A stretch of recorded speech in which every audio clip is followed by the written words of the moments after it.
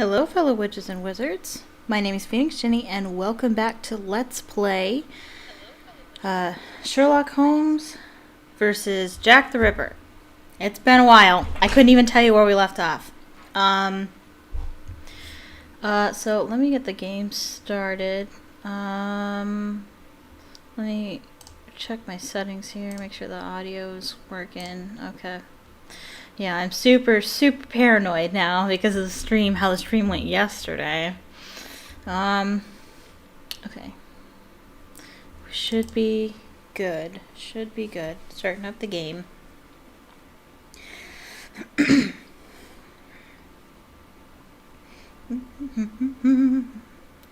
May take a minute. I struggled a little bit to get it going when I was testing it earlier. There we go. Perfect. Now, if this is the first time you're ever viewing, know that the screen is a little not. The resolution isn't great. It's an older game, and so I had to do a lot of finagling to even make it look like this, and it's pretty much the best I can do with my OBS. So, it might have something to do with the size of my screens or whatever. I don't know. But I apologize for that. This is the best I could do. But you can see everything. You probably won't be able to read very well. Or maybe you can. I don't know. I barely can. So we'll struggle together. But this is part 2. I do have a part 1 if you want to watch that.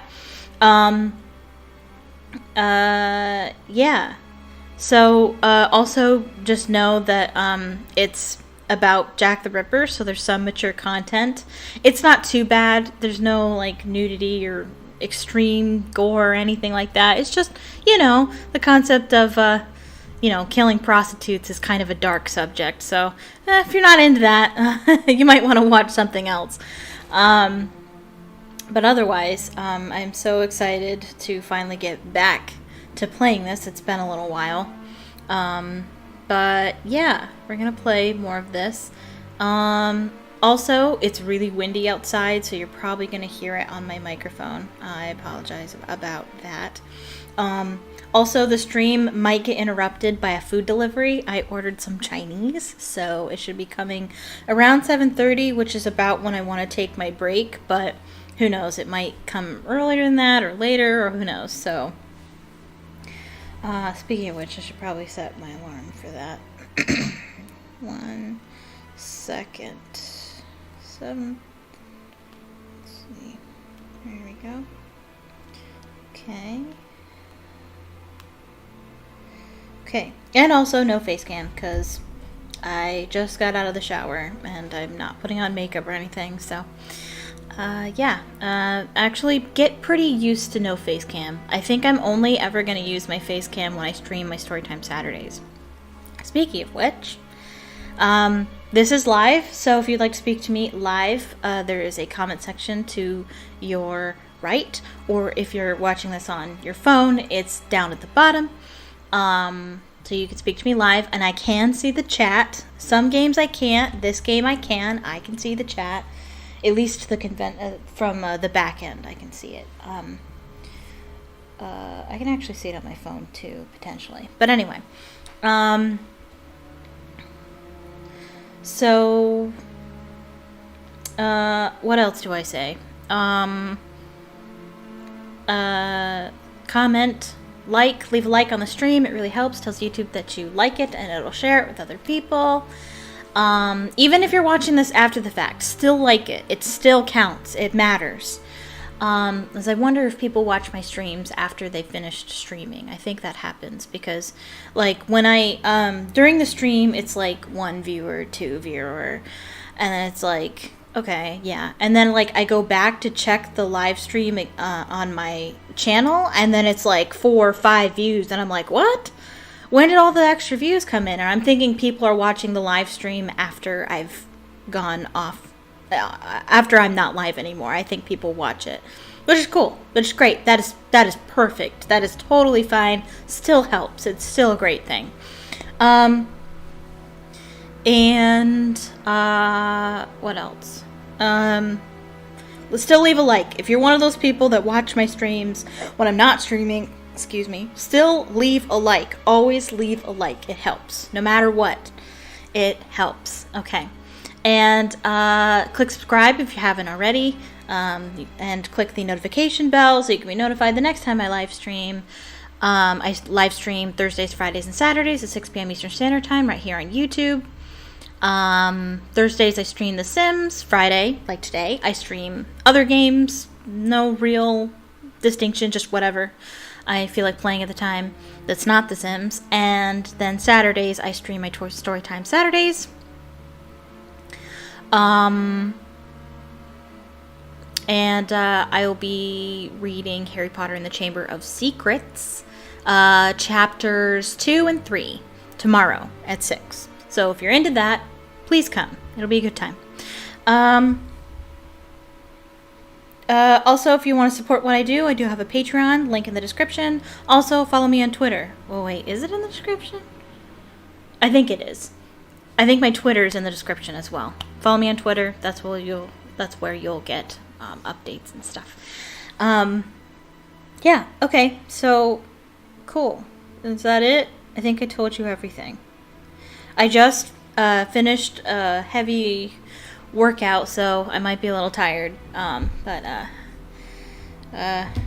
we'll see. We'll see how this goes. Just be real chill. Just a chill stream. Okay, so let's get back into it. I have no idea what we were doing. It looks like we're at the brothel, but I couldn't tell you what we're doing. I couldn't. Ooh, gun. I don't remember. What's... No. Oh, no. Ooh, maybe we just spoke to her. We did. Oh, pfft. Good luck if you can read that.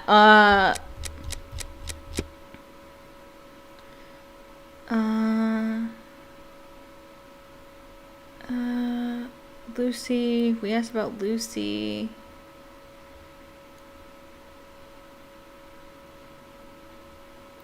Annie's jewelry.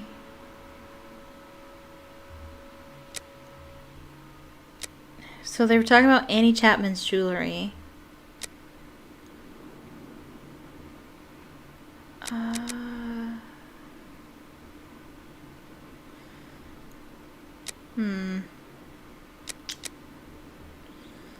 Dark Annie, yeah, that's the second victim. I don't know. The Wasp's Nest. Ooh, that's where we're going. The Wasp's Nest. Okay. That's the Cobblers. That's the clinic. That's the brothel. Lucy. Wasp's Nest. This is probably where we're meant to go. Please let me know if there are any audio issues as well. As always, make sure you can hear the game. According to my OBS, you can hear me and the game just fine. But, you know. Okay, wow. Ooh. Also, I apologize if this game is a little Wasp's Nest. This pub looks even more disreputable than the Golden Lion in Baker Street. We're gonna go inside. Good evening, sir. It'll be the coup of my career, Governor said. Ha! You'll make loads of dots of the paper, he said. You're a journalist? That's so. Tom Bulling at your service. The Whitechapel ferret, the wizard with the scoop. I wonder if you that was don't real. appear to be in a state to write anything, my friend. You're mistaken. Whiskey passes through the blood and turns into ink. Simple. You see, mugs and inkwells are all the same. Don't you think you should settle your tab and go home? My red ink? Where's my red ink? I won't even pay half a halfpenny if they don't return my red ink. It's my blood you hear. Okay. So we gotta find his Very red well. ink. I'll be on my way. Yeah, so the thing about this game is that it's really, as far as I know, pretty historically accurate, you know, as far as games can be on this subject. A Sherlock Holmes game, no less, who is a fictional character. So I wonder if Tom Bulling really was a journalist at the time, and he very well could be. Oh, here's that guy again. Good evening, sir. Well, I know you. Why, we met at Miss Poolman's the other day. So you've come to slum it in Whitechapel, eh? Well, Do you know Dr. Tumblety, a Canadian or American chap? Quite an extravagant dresser. Frequents this pub now and then. Are you intimate? No. What do you mean by that? Oh, nothing. Nothing at all. I just wanted to prove my discretion concerning this man, in so much and so far as I know him. You wouldn't like it if one day the tables were turned and everyone was talking about why you were in the borough. Isn't that so? so it seems like Dr. Tumblety is into gentlemen rather than the ladies. As it happens, I saw Miss Pullman recently. She told me that she couldn't wait to see you again. She said something about a surprise that is Oh, waiting for you yeah. at her establishment. Why, that is It's, some of the best walking news I've heard, my friend. We fixed. As thanks, I would like to let you in on a secret. Okay. The man that you were talking about, and whom I happen to know by sight, passed by and went through that little door that you see over there. Okay. Another man let him in. They weren't together for more than a few minutes, to be sure, eh? Oh, okay. Well, I will continue my search. Ah, love.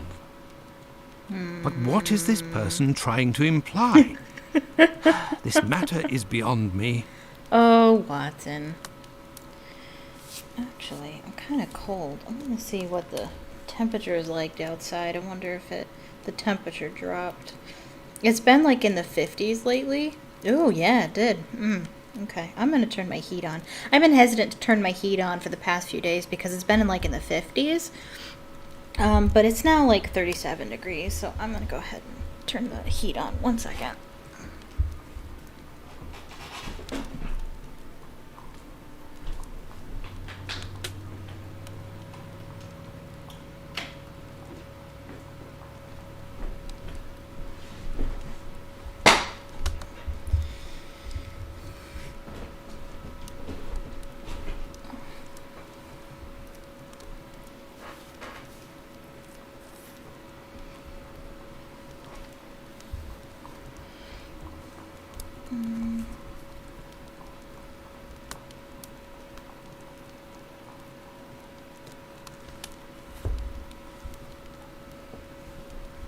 Okay. So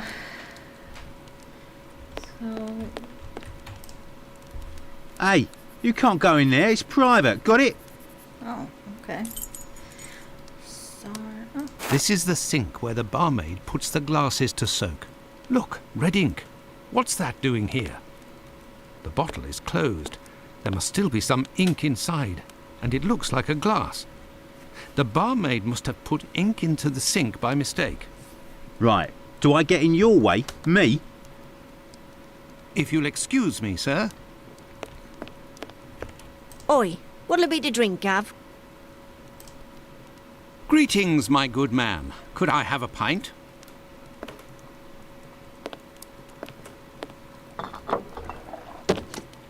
Here, Gov.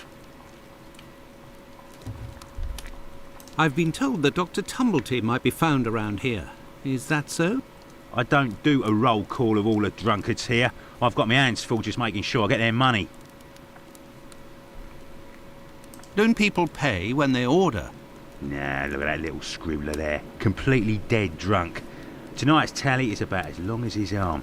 If he skips out, I'll be in for a guinea almost. What's behind that locked door over there?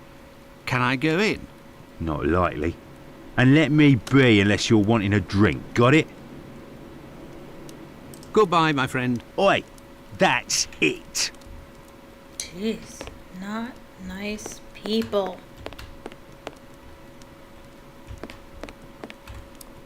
Okay. What the? Shapes on the ground. Oh. We do have red ink for this guy, though. You're the best. The boss told me. My red ink. Well, where's she be? I found your red ink, my friend. You should settle up and head home. Thank you, my friend, thank you. The spring-heeled phantom will be revived.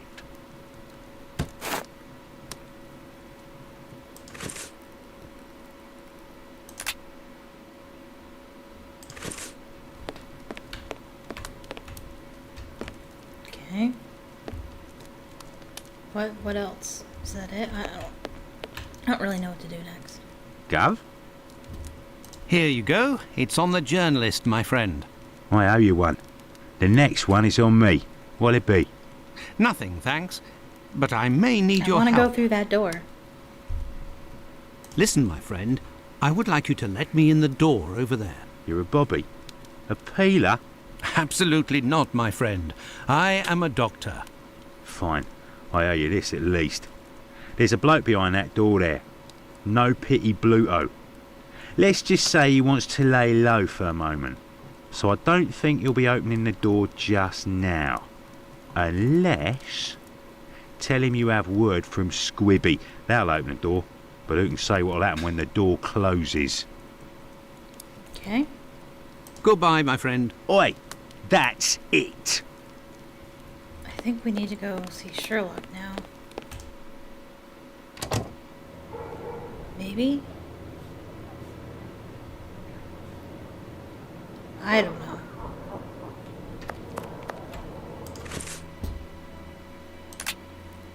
Can we go home? Will it let me go home? It probably won't. I could return to Baker Street, but I am still missing some information. Man. And that would put Holmes in a devil of a mood. Okay. I'm gonna move my mic real quick. It's a little far. Okay. I don't know. What am I supposed to do with that? I don't know. I don't know what I'm supposed to do. Squibby. Maybe the police station. Maybe we're supposed to ask about Squibby or something. We'll try. Yes, Doctor. Nope. I will take my leave, Humphreys. Goodbye, Doctor. Okay. Well, that was... useless. Closed. Okay.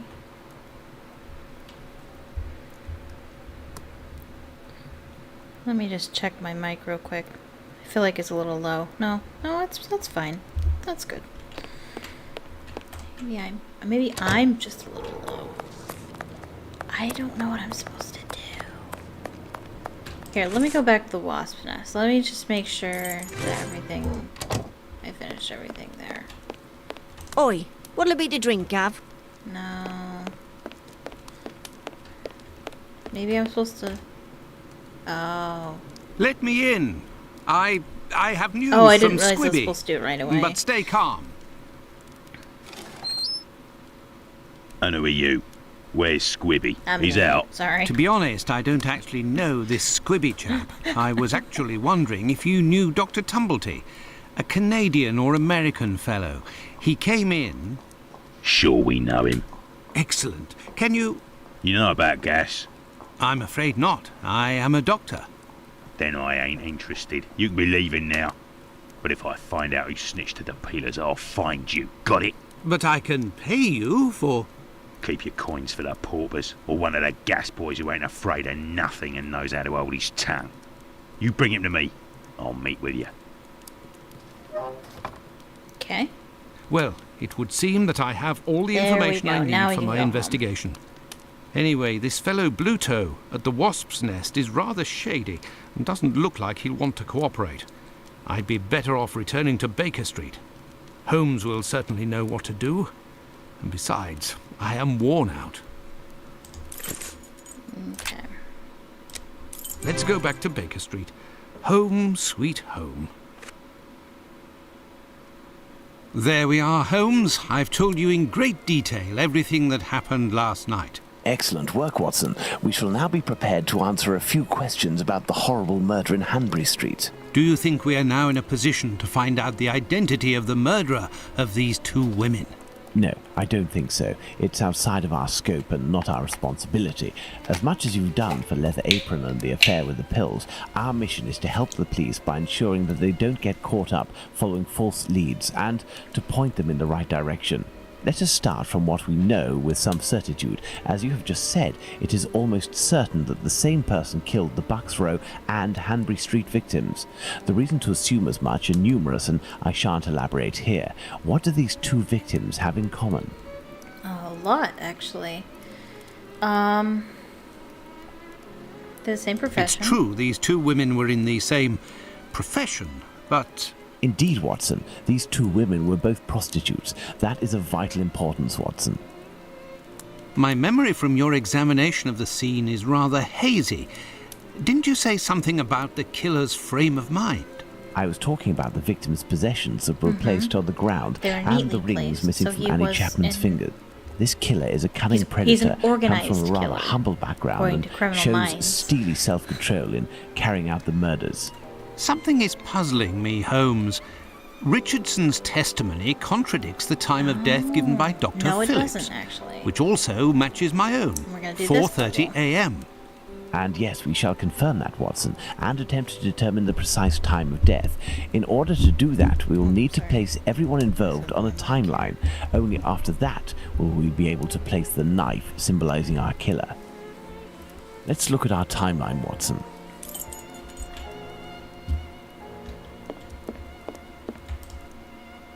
Okay.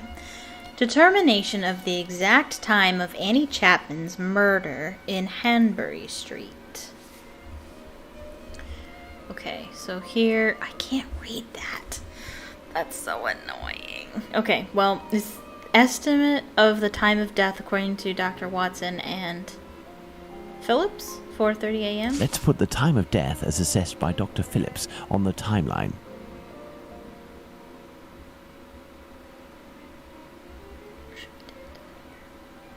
The assessment of the time of the murder given by Dr. Phillips and yourself, Watson, 4:30 a.m.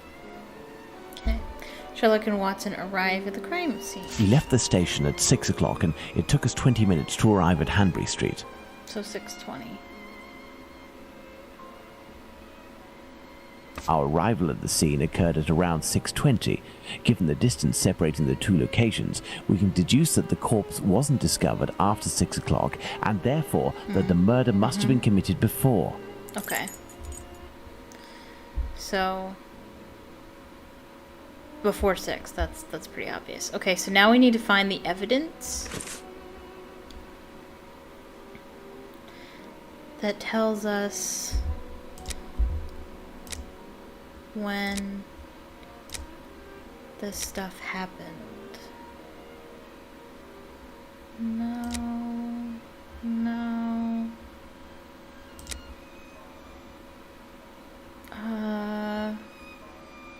I don't think that's helpful. Oh, we have testimonies. This guy. And who else had a testimony? He looks kind of derpy. These pictures.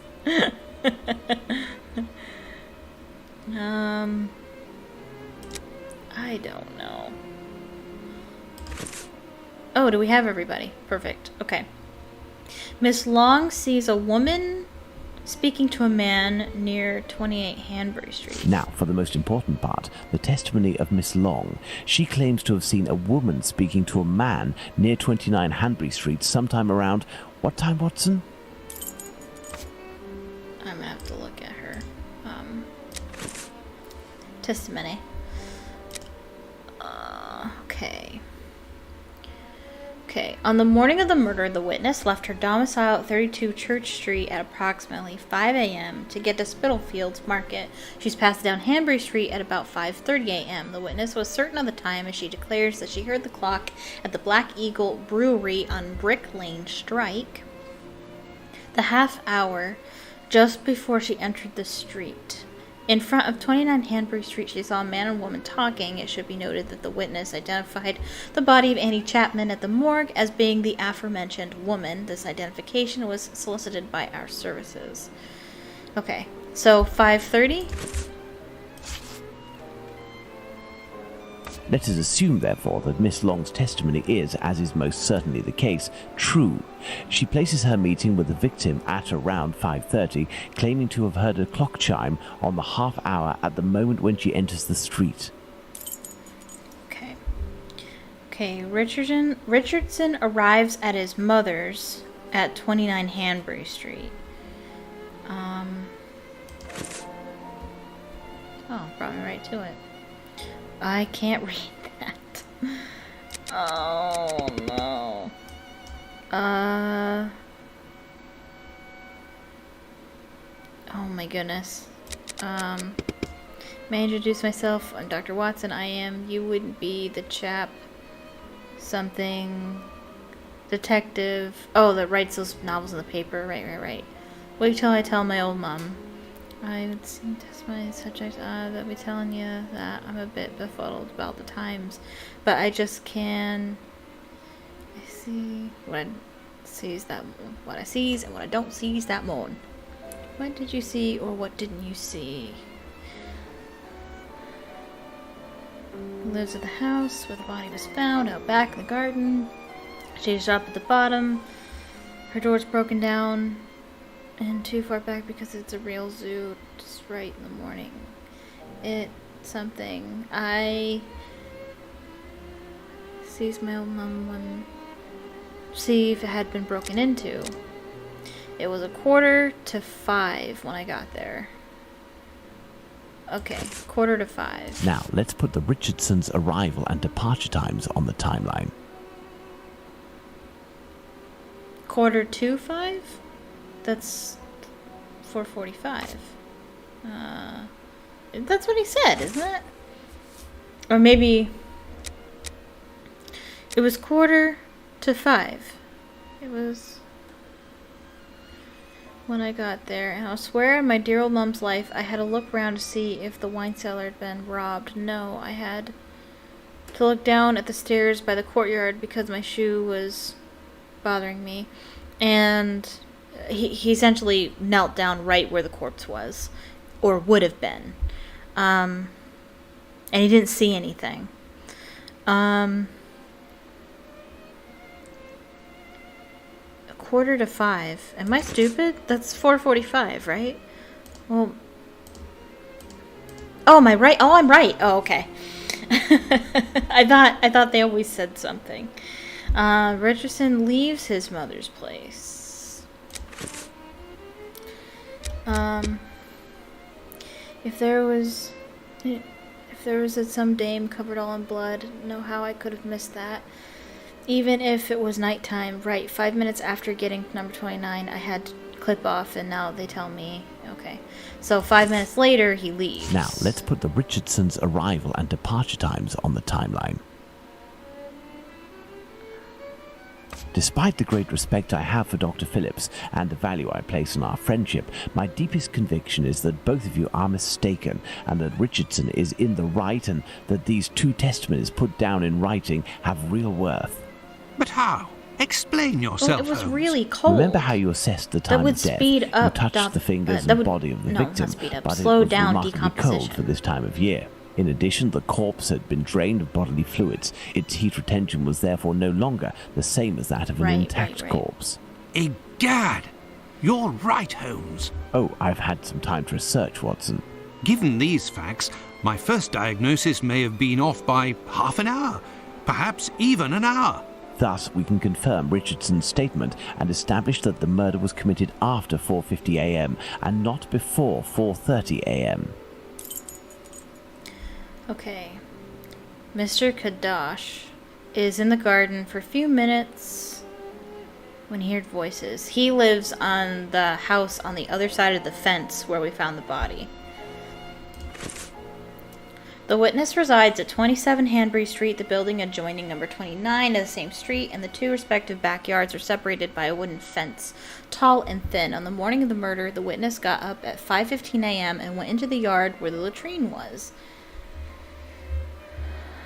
It was then 5:20 a.m. On going back into the house, the witness heard voices. So 5:20? Our next witness is Albert Kadosh. Albert Kadosh goes down into his garden at approximately 5:20, and on re-entering his home, hears voices in number 29's garden. Okay. Here's a fall.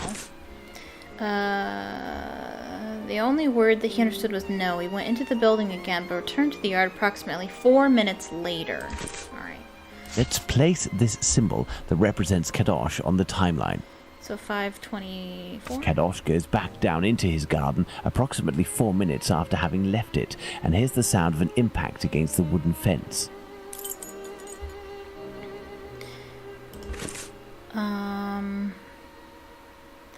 So then this one's probably 5:32. Let's place this symbol that represents Kadosh on the timeline.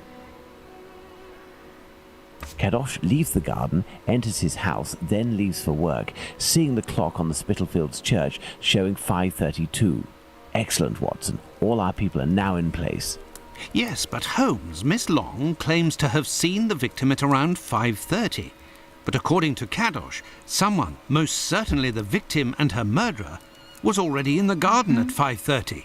Excellent observation, Watson. It must be noted, however, that these two witnesses, Long and Kadosh, saw the time shown on the clocks in the area, which are often inaccurate and went by their empirical and, in this case, erroneous estimate of how much time had passed. Thus, neither of these two times can be considered reliable. Do you mean to say that these two testimonies might match? Indeed. Yep. Let's put Miss Long's meeting with the victim at 2 minutes before 5:30. The way clocks worked back then, and indeed clocks today, the ones that work on like pulleys and such, you need to wind them every so often. You need to keep them in check because they do fall out of regular time every once in a while.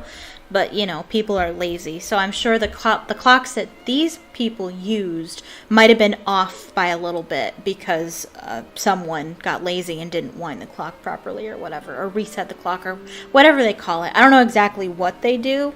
I just know that you have to reset every once in a while. They actually do that with Big Ben as well. You know, the big clock tower in England. They have to adjust that too. Or at least they did. I think they still do, though. I think that's still like a regular, I think it's still like the original clock. There's nothing digital about it, I don't think. The way it runs, I mean. Corrections of Miss Long and Mr. Kadosh's statements. Okay. So I wasn't listening. I don't know what I'm supposed to do. Let's add Miss Long's meeting with the victim at 2 minutes before 5:30 a.m. Okay, so 28. Mr. Kadosh claims to have passed by the Spitalfields church at 5:32, which, given the distance from 27 Hanbury Street, would mean he was still at home at 5:31. Let's therefore put the end of his testimony at 5:31. Miss Long heard the man say to the victim, "Will you?" To which the victim responded, "Yes," which would suggest that an agreement was reached and that the transaction was imminent. They then proceeded to enter the garden, which puts the voices heard by Kadosh at 5:29. Is that the one we're moving? No. It gets really messy. We had thought that Kadosh had left 27 Hanbury Street at 5:31 after having heard an impact against the fence. Thus, 2 minutes passed between the moment when Kadosh entered the house after having been in the garden the first time and the moment when he returns to go out again and leave for work. How long did he estimate this interval to be? 3 to 4 minutes.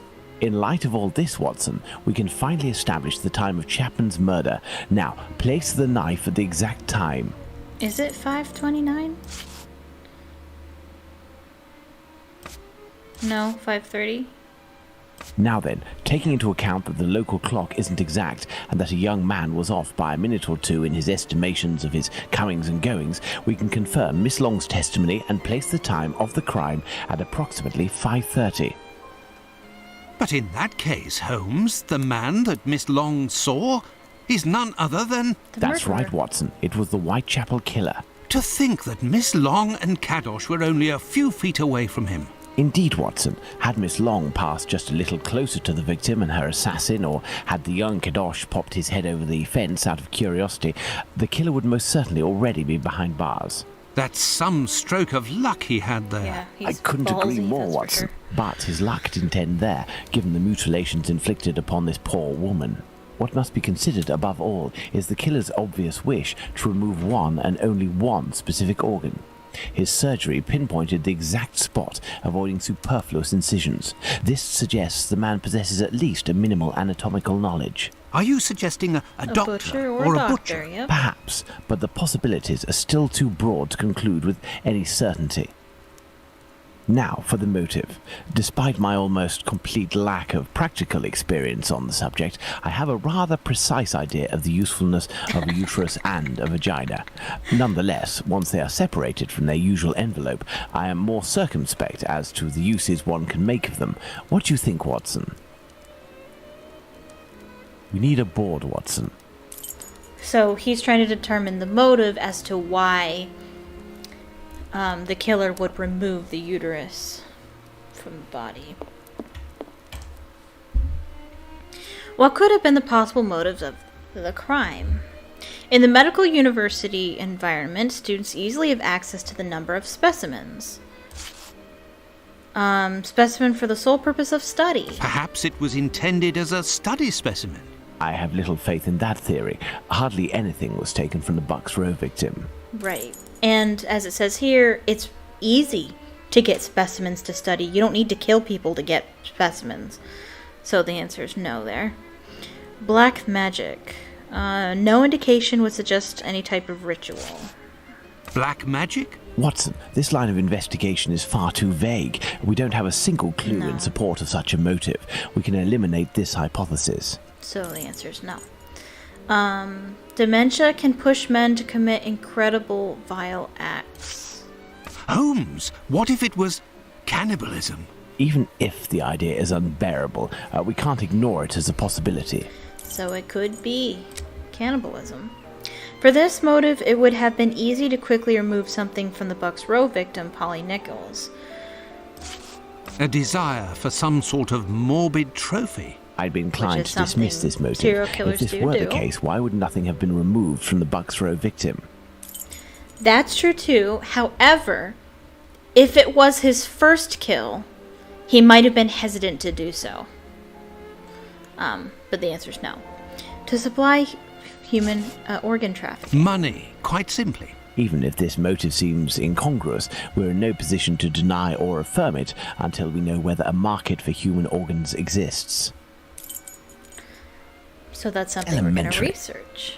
What emerges from these possible motives for having removed the uterus from the second victim is that they implied that the killer could have carried out the same thing on the Bucks Row victim, yet didn't.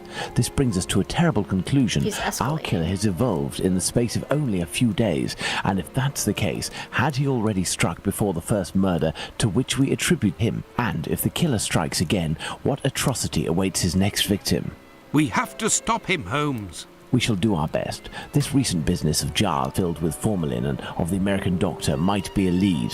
Watson, inquire among medical circles to ascertain if there is a black market for human organs. The chances are slim, but this must be pursued. Very well. What about you, Holmes? I will send word to Inspector Aberline regarding our recent conclusions. I should also like to become a gas man and pay a visit to Bluto at the Wasp's Nest. Understood, Holmes. I think one of my old university colleagues who works at the London hospital will be able to help me. I shall write him a note at once. He should be able to see me during the day. Afterwards, shall we meet here? Yes, Watson. See you later, and good luck. Okay, so who are we going to be first? I must get to the London hospital, Okay. where my old university colleague works. Alright, so we're going to be Watson first. We're going to go to the university. To the London hospital, quick. My Or- colleague agreed to meet me Hospital? here in one of the London hospital rooms reserved for students.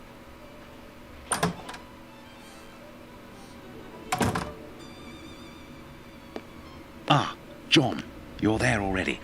Punctual as always. Tell me, you don't seem to be in good shape. Is it possible that your recent marriage is making you this morose? Ah, you know me well, Andrew. No, it's a strange and terrible affair that concerns me. Have you read my note? Yes, I admit that I was surprised. It just so happens that I, too, was asking questions about our morgue. What do you think? Have you heard of any organ trafficking within?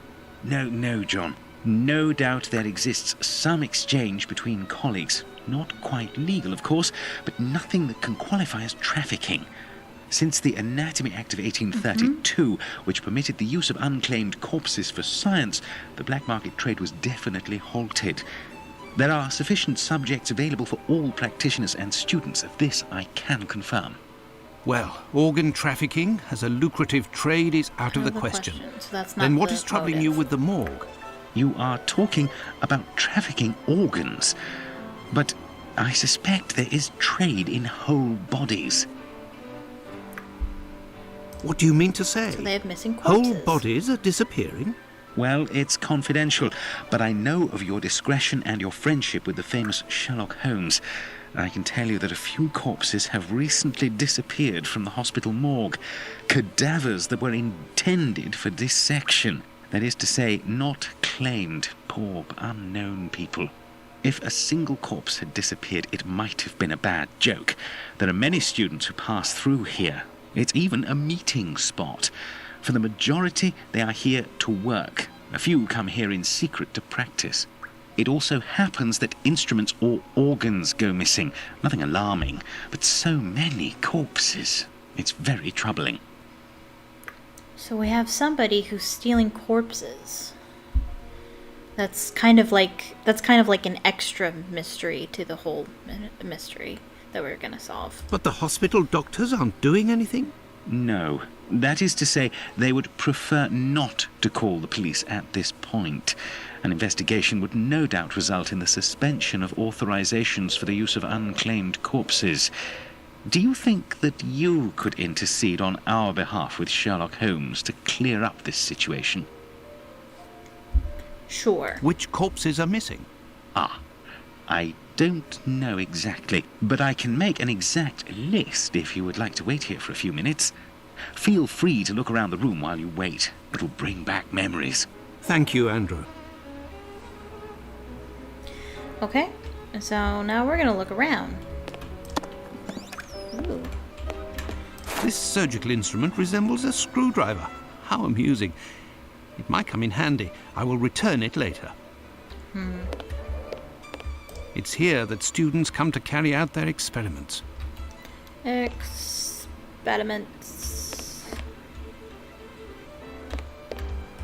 It's here that students come to carry out their experiments. This rag is full of grease. Ew. It certainly wasn't used for a dissection. Was someone doing some mechanical work here? These wheeled trolleys are very handy for laying out surgical instruments. This wheel won't roll despite all of the added grease. Curious, as Holmes would say. Something must be blocking it from rolling. A message. Why the devil was it hidden here? The Royal London Hospital. Ethan Levy, 7 years, son of Sarah and Jacob Levy, hospitalized May 18th. Syphilis. Treated with mercury and penicillin, grave condition, advanced stages. Possibly an imminent subject. Watch carefully. We have vena cava superior, vulva aorta, or aortae, atrium sinistrum, truncus pulmonalis, and they're different chambers of the heart. The magnet is in the heart. Use this board and erase it afterwards. So it looks like whoever's stealing the corpses is leaving a message for their comrades, and it looks like this child, Ethan Levy, is a possible subject for them in the future. An old prescription. Poor child, so young, yet terminally ill. Strange, someone scrawled something. Part of it is in Latin. These are instructions, it would seem.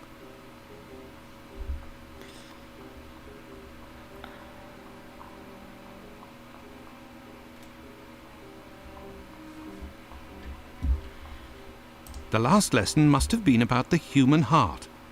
And for a class of beginners, I expect, as this diagram is rather rudimentary.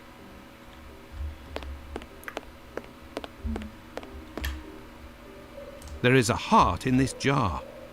Based on its colouring, it hasn't been there long. And it looks like the drawing on the board. This jar contains 2 lids with combination locks.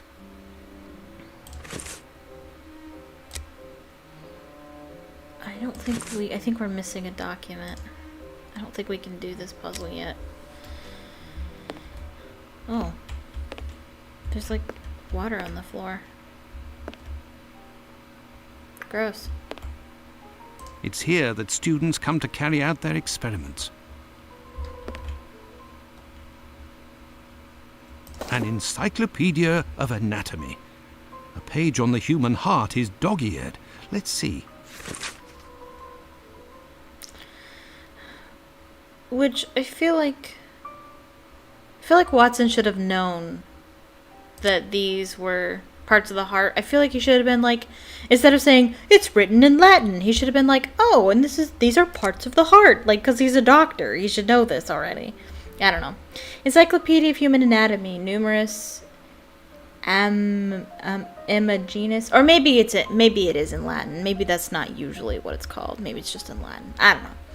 Structura, vena cava superior, arteria aorta, truncus pulmonalis, venae pulmonalis, atrium sinistrum, vulva aortae, ventriculus sinister, ventriculus dexter, vena cava anterior, vulva pulmonaris, atrium dextrum.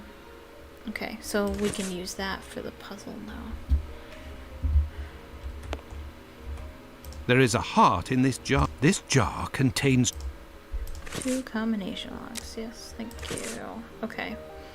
So, vena cava superior. Where is that? Oh, that first one. That's 1. So, 1. Vulva aortae. Is that 5? Oh. Look, there was a bit of paper stuck between the 2 lids. 6. What does that mean? I don't know. Atrium sinistrum is this pocket here, so it's 8.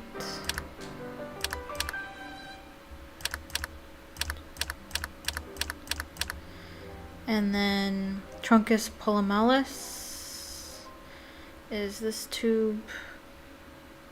Is it 2? I think it's 2. Incredible! Someone has hidden a magnet in this heart. But to what Gross. end? And I don't know what the 6 means. Oh, you know what? I do know what it means. It's desk number 6. That one over there. Da, da, da, da, da. Incredible! There is a magnet with a hook behind this pane of glass. I am in need of something. Okay, so we want to pull that. We want to put this over here using the magnet, but we don't want to touch any of these squares in here.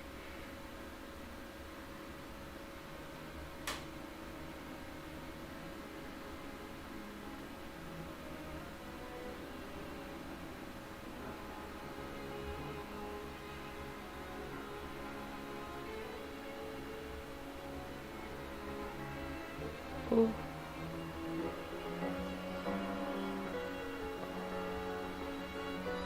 Oh shit, oh that scared me.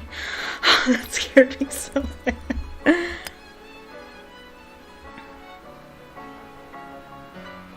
Oh man, my heart is pounding. It should have scared me, but it did.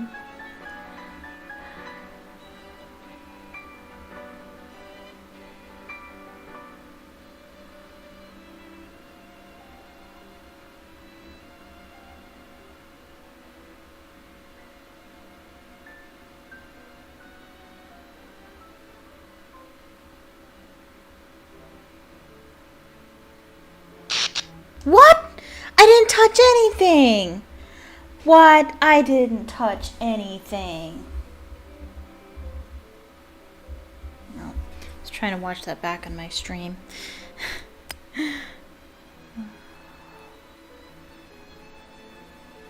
That's Garbo.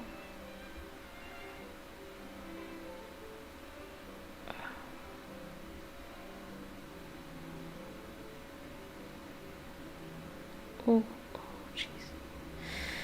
I need to take a breath.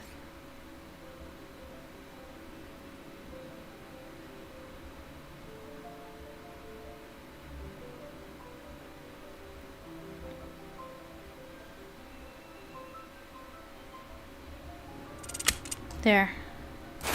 There, all done. Holmes couldn't have done better himself. But I don't know what the... Oh, maybe the hook is for that. A hole. I can make out something inside, but how to get it out? I will need a hook. A hole. I can make out something in... Yeah, I just clicked on it. I found it. A coded message. I do believe I will need Holmes. Here is the list, John. The missing corpses are those of a woman, 40 years old, beginning of August, another, 55 years old, 2 weeks ago, and recently, a young woman. These corpses had nothing in common except that they didn't have any apparent lesions. All of this is very troubling. Well, I think that I have all of the information possible, and I promise that I will do what I can to clear up this business. I must leave you, my friend, and... In the name of our friendship, Please, don't go so stare. To be sure. Thanks again, Andrew. it is I who must thank you, John. said stir Don't beer. forget to keep me up to date and say hello to your charming wife for me. Count on me, Andrew. I must go to the wasp's nest to find this rogue that Watson dubbed Bluto. He may be able to provide information on Dr. Tumblety. This lead, although tenuous, is well worth following. I must return to Whitechapel, but it would be better if I did so incognito. Okay, so I need to go to my room, put on my disguise. This should do the trick. Perfect.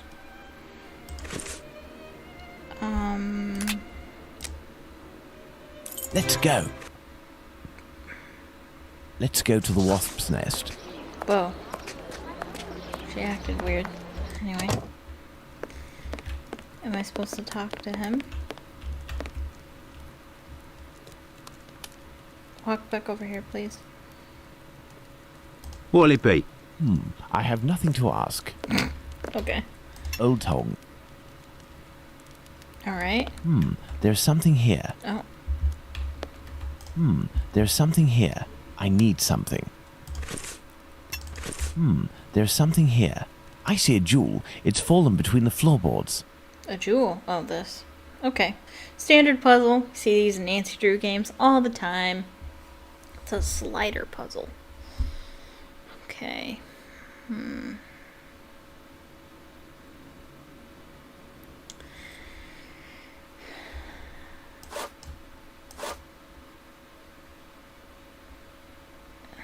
But we want to move this, though, which means we want to move this.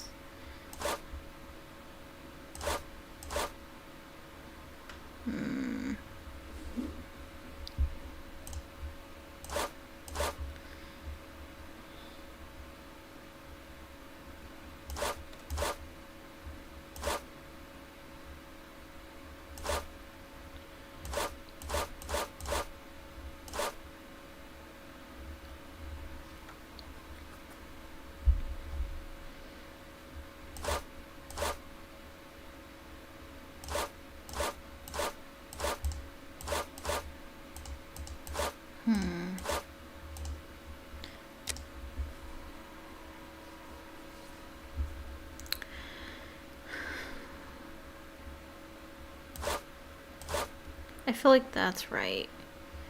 I just don't know where to go from there.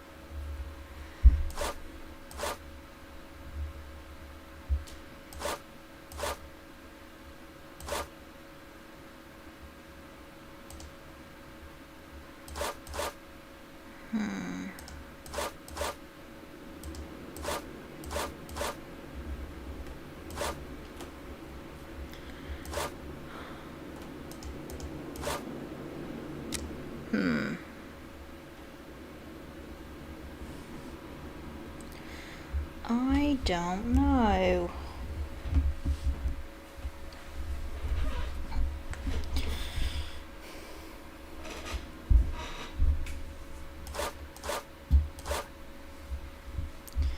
No, that doesn't seem helpful.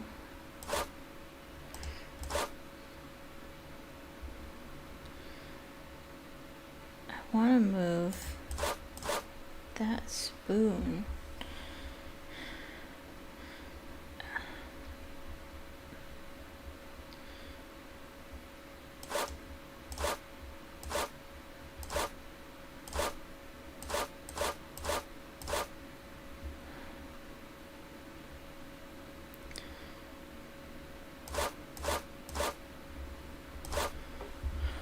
I want to move this all the way over.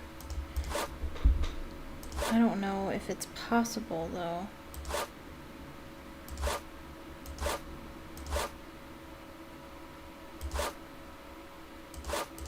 don't know why you would do that.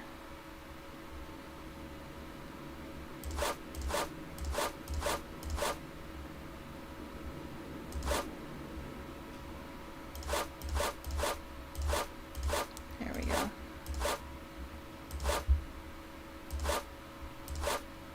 Shoot. There we go. A Hebrew inscription. Going by the length of the chain, it must belong to a child. Hello there. You looking for a gas man? Gas man. You gas really man. a gasser? You sure it isn't a bobby? Well, if you don't need me, I'll be on my way then. I've already been paid up. Stay. Who paid you? A doctor, Marston, I think he was. He told me you'd talk to me about a foreigner, name of Tumblety, if I did you a favour. Right, mate. Might happen. What is it you need me to do then? Listen to me.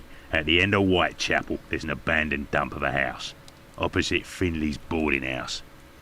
Upstairs in the mess where the gas pipes are, you'll find a sack with something heavy inside. If you look in, you'll regret it here. You find it, you bring it here, and you don't tell a soul, right? Got it. And then you'll tell me about this Tumblety so that I can report back to the doc? Yeah, doctors know people. And since you is here, it's because he'll move mountains for his American. Me, I don't know much. But you can tell him that he'll have to talk to Squibby. He seems to know lots about plenty. When you come back with a sack, I'll tell you what he needs to tell Squibby so that he snitches on the yank to him. Okay. Believe me, mate, it's as explosive as 10 miles worth of gas in your damn pipes. Right then, I'm off. Go. Give me some air. I could arrange for the police to come down here and arrest this thug, but he seems pretty tough and would probably be a lot less cooperative than if I play along. It's best I handle this myself, including meeting the mysterious Squibby. Okay. Well, we're gonna go to the boarding house and fix these pipes. It's the abandoned house that Bluto pointed out to me. He must have set up his hideout there. There's a strange smell coming from this old building. Can we talk to him? We can. Good day, Finley. Good day, sir. Have we met before? It's me, Sherlock Holmes, but I don't want it to be known that I'm here. Can I count on you? Certainly, Mr. Holmes. I shall be as silent as the grave. Your tenant, Dr. Tumblety, is he here? I don't think so. I'll go and find out. It would seem you've been having some gas problems. Don't talk to me about it. The problem is from the abandoned house not far from here, but nobody has come to take care of it. Perhaps I could go and take a look. Do you have a ladder? No, but I think in the pile of wood under the stairs there is one in pieces. And if you also need something from the scrap heap, some old tools or who knows what, feel free to take it, Mr. Holmes. But leave the dishes in good condition. Okay. Thank you, and goodbye. Goodbye, Mr. Holmes. Water. Water. Okay, so this stuff here. Some old nails. They may come in handy. This old cloth could be used as a mask. I must moisten my makeshift mask. Okay. Finley's ladder is smashed to pieces, but all the parts appear to be here. This must be a piece of the ladder. Part of a perfume atomizer. This lead pipe could help me to repair the gas lines. This lead pipe could help me to repair the gas lines. This must be a piece of the ladder. This must be a piece of the ladder. A heap of rusted iron crockery.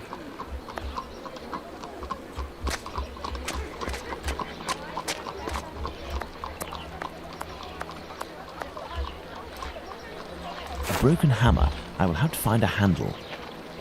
This lead pipe could help me to repair the gas lines. Part of a perfume atomizer.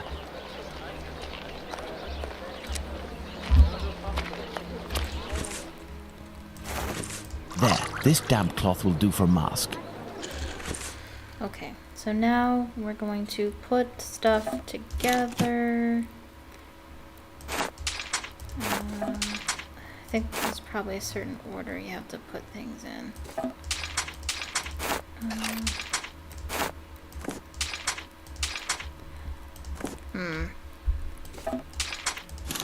There we go.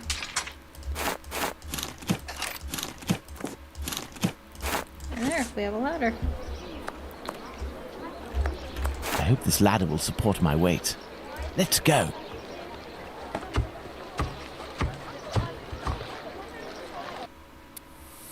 My cloth mask won't make much difference, but I'll be able to inspect the room for a few seconds. Someone left here in a hurry, presumably because of the gas leak. The leak must have been sudden. Even the animals didn't have time to escape. A small torch, a useful tool for opening safes, I would assume, but the gas bottle is empty. The leak must have been sudden. Even the animals didn't have time to escape. The leak must have been sudden. Even the animals didn't have time to escape. This iron bar will help me.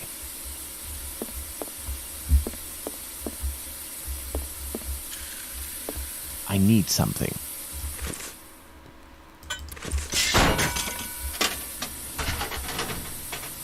The leak is coming from here. The satchel is behind these pipes. This explains why the thug wanted someone who knew about gas. He must have hidden it there in great haste and broke the pipes in the process. The satchel seems to be quite stuck. I don't think I can get it out without passing out. For good. I need a more suitable mask. The kind used by tanners would do nicely.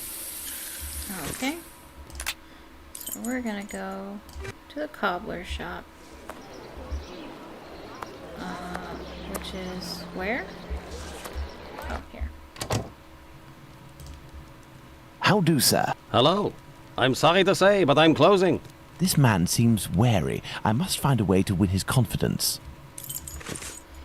Yeah, because if you're a Gentile, you just show the symbol to a Jew and they'll trust you.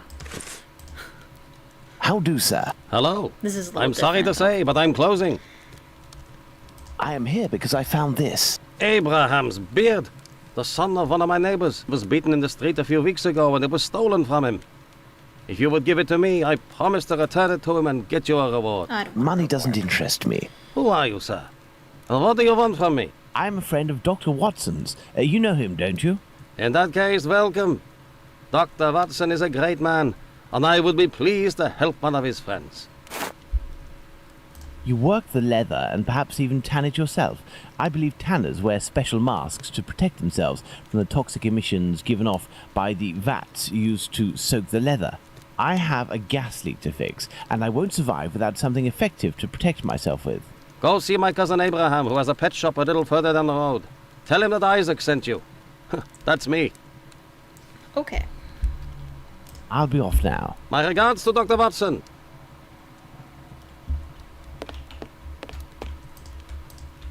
Oh, that's not the... Sorry. Oh, that's cool.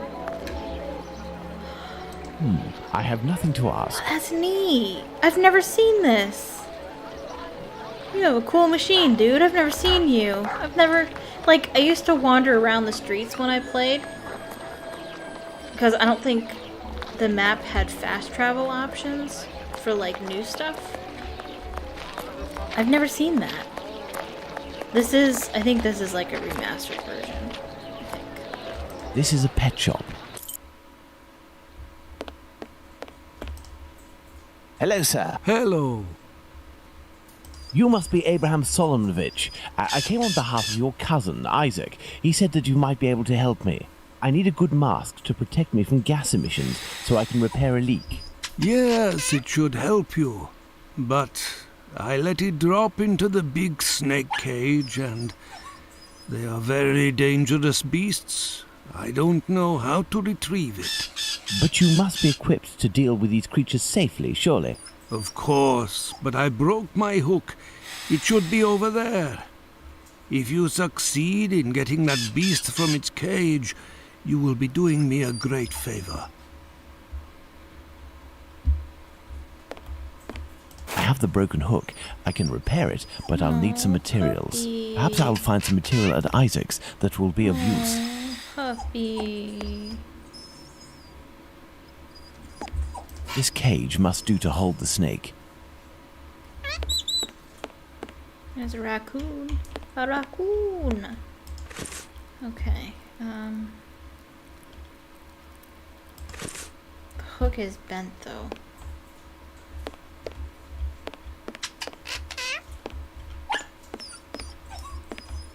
Oh, I thought I could grab something. This cage must do to hold the snake. What? I thought we already... No? This one's the one I'm using to hold the snake.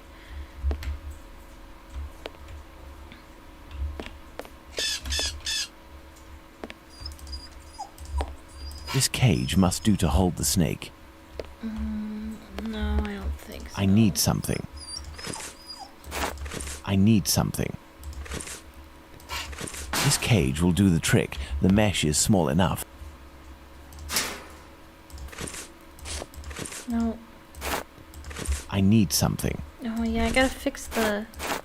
I don't know how to fix that though. I gotta fix the hook on something. I need like pincers or something. Oh, you know what? I wonder if I can... What? Perhaps I'll find some material at Isaac's that will be of use. Right, yeah, that was my idea.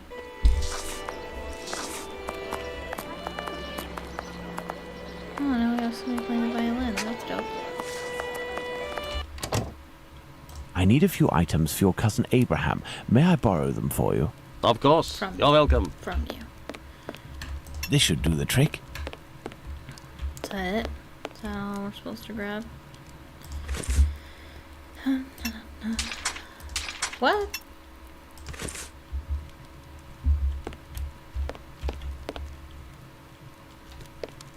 Why isn't that working? This may come in handy. Oh yeah, I need like a... This should do the trick.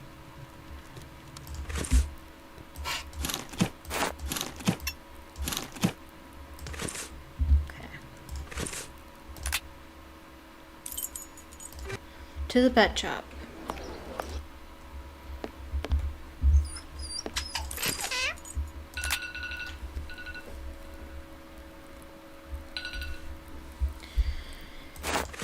There we are. Magnificent.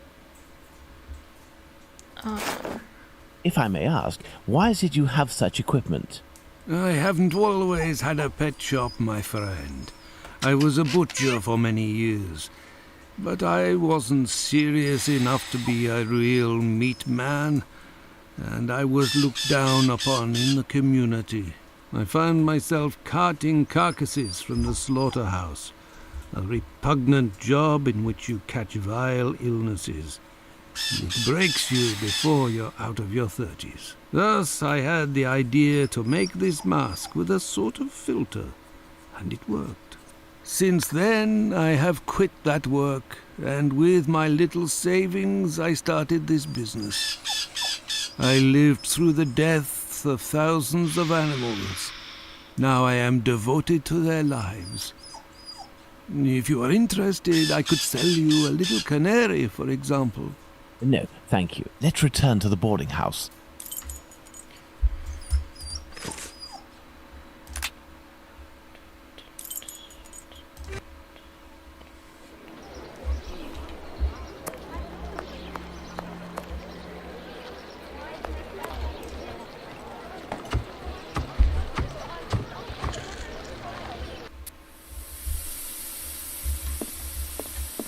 Okay. So we're supposed to do this puzzle, but I think I'm going to do that after my break, because yikes. This puzzle is kind of yikes. So I'm going to take a break first.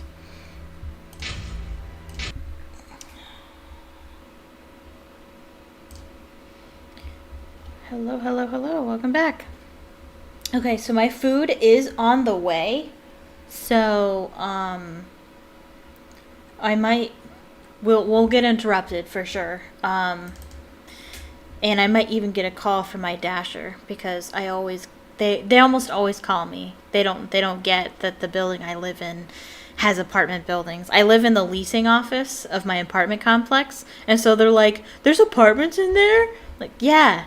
I told you. If they most of the time my dashers don't read the instructions that I leave for them. I leave instructions saying, "Hey, I live in the leasing building. The door's locked. Just ring my button," and I tell them what button to ring, and I will let you up. But no, they're always like, I don't know where your building is. It's the leasing office. Oh, there are apartments in there? Yeah. I left instructions telling you. Anyway. So I might actually get a phone call, and I don't know how to, I want to like mute my mic for that, because like I can't access my OBS when I'm in game.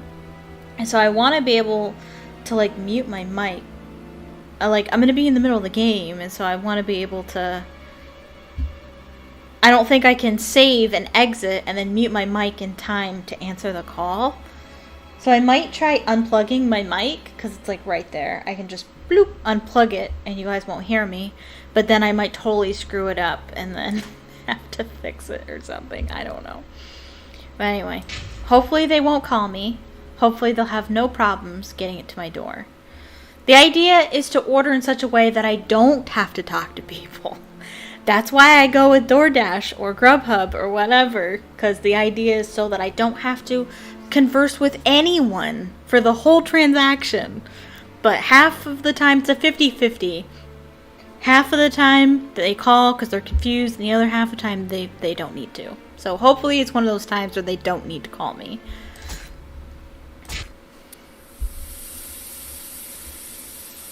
The satchel, rather heavy and firmly wedged. Dislodging it will take a concerted effort and is better done in a safe environment. I must repair this leak before I can get the satchel out. Okay, so this puzzle is like the devil. Because I never, of all the times I've played it, I never remember how it works. We can move this thing around and it tells you how much gas is flowing through it. And I think the idea is to get it flowing to 100 here or something. I don't know. But the first thing we need to do is to put the pipes on. And we need to get power running through it so that we can weld them together so that the gas is no longer leaking out. Do we have anything? We do. Okay. And we're supposed to move these around.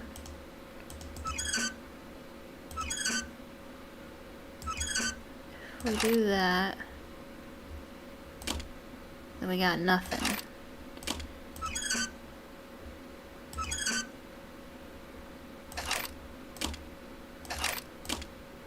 Oh, that's 100.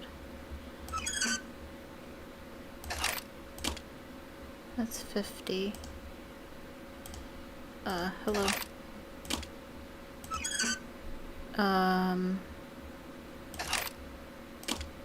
Actually, hold on.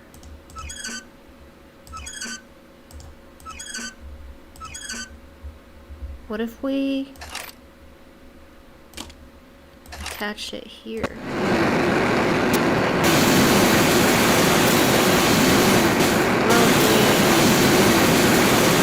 Holy crap, did I just solve this puzzle in record time? I never do it this well, ever.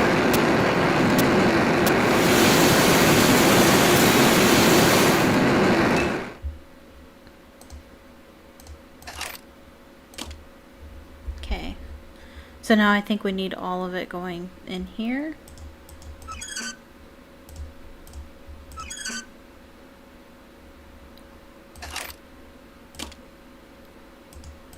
Elementary. Yep. Wow. I never do it that well, ever. This much talked about satchel is very heavy and seems to contain metal dishes. I told Bluto that I wouldn't look inside, but I've little need to. It's quite obvious that it's full of silverware. Oh my goodness. I'm gonna save it because wow. That was amazing. And I find this often with streams, is that my games like to make me look like an idiot when I stream them. So I'll always be like, oh, this puzzle, so easy. I've done it so many times. And then I'll do the puzzle and it'll be impossible for me. It'll take me several minutes for me to do it. And then in this instance here, where I'm just like, oh, this puzzle's awful. It's going to take me forever. Might as well sit back and relax because it's going to take me forever. And then it doesn't. It's like super easy all of a sudden.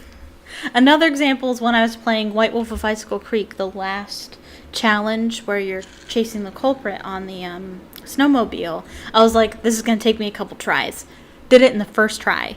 And that never happens. There's still gas in here. Looking at the state of this cat, it won't survive much longer if it stays here.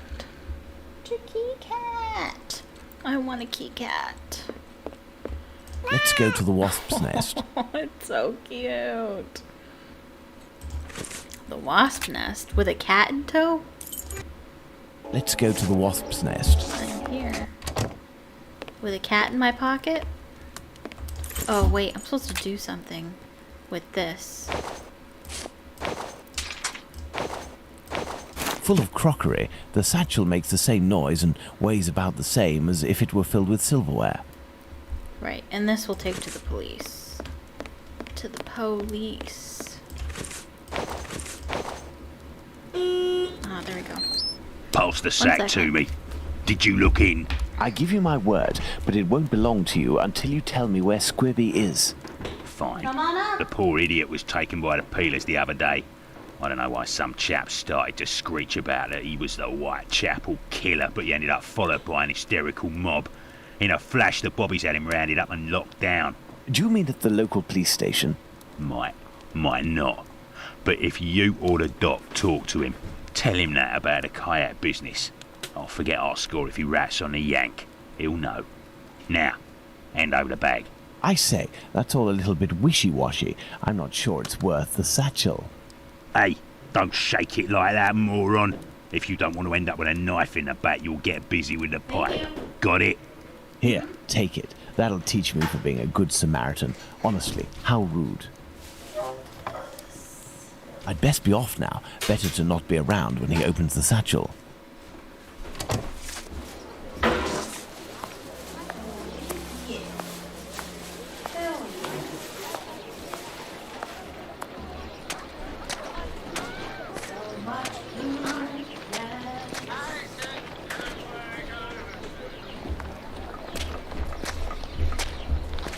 Oh, hey, where are we? Where'd we go? Okay, so my food came, and they didn't need to call me, thank goodness. Hopefully it heats up okay, because I'm not eating it right now. I'm going to wait to the end of the stream.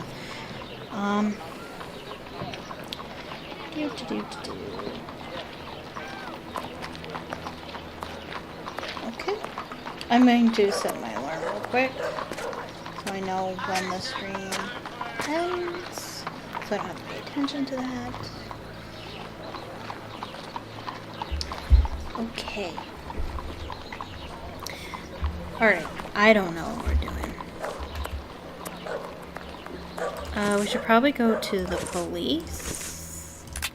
The police.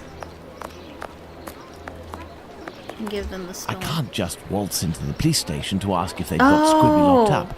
I'll have to come up with a ploy to find out if he's actually there. Then I'll need to get the policeman to leave for just a few minutes so I can talk to the prisoner. You couldn't just be like, hey, I just want to talk to him real quick.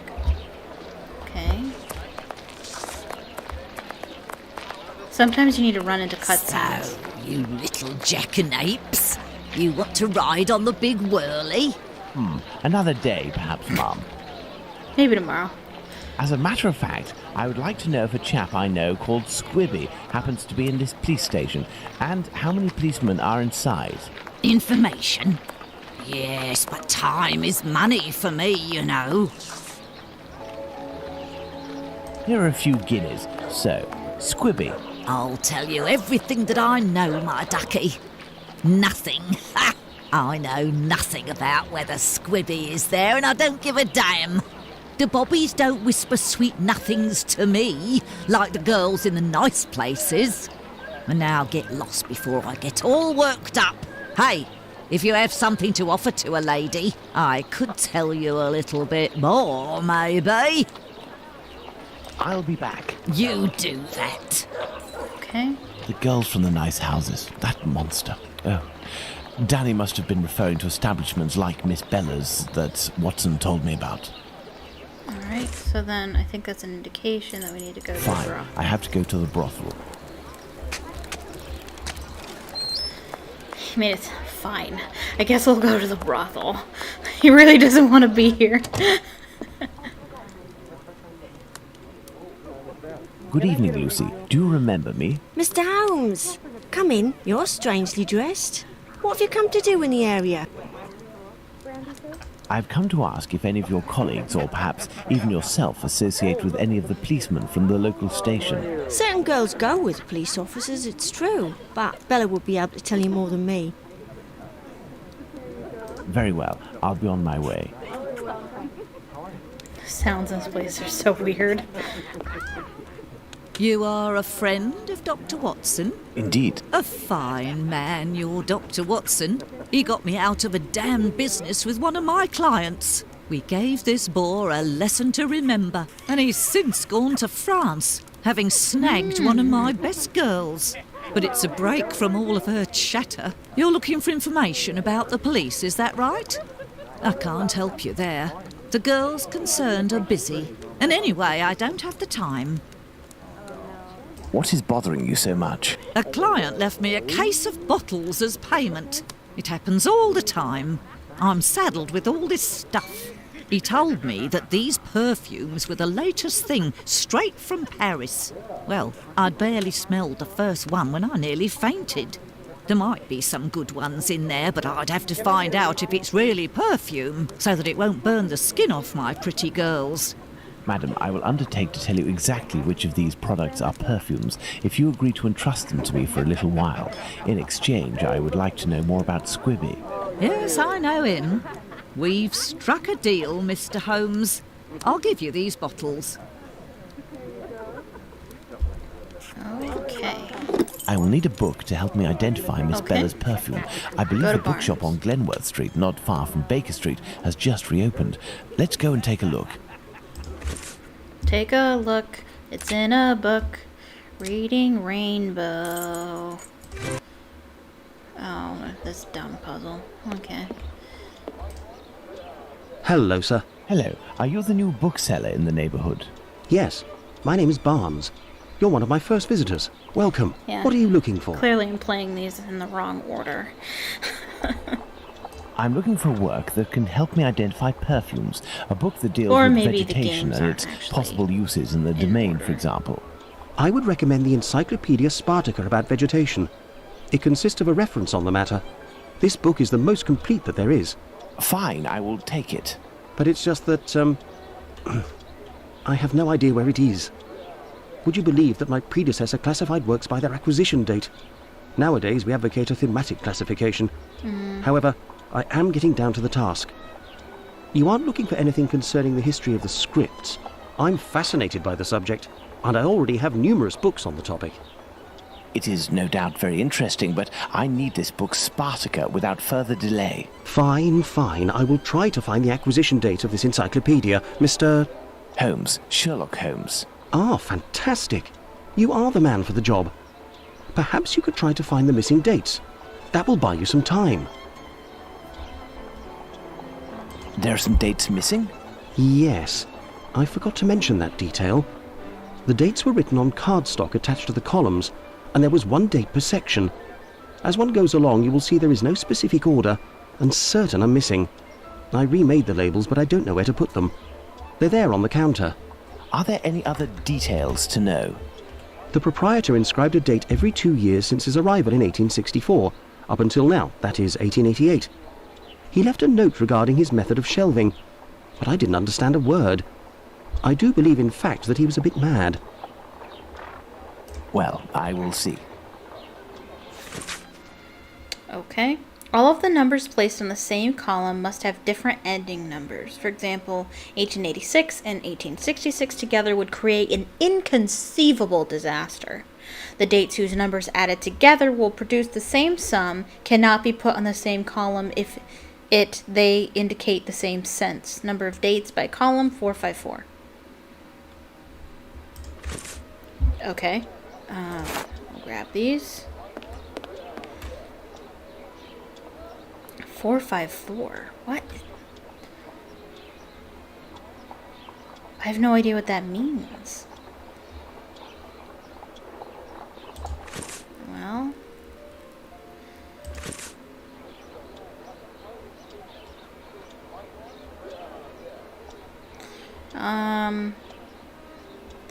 Guess we can stick. I don't know.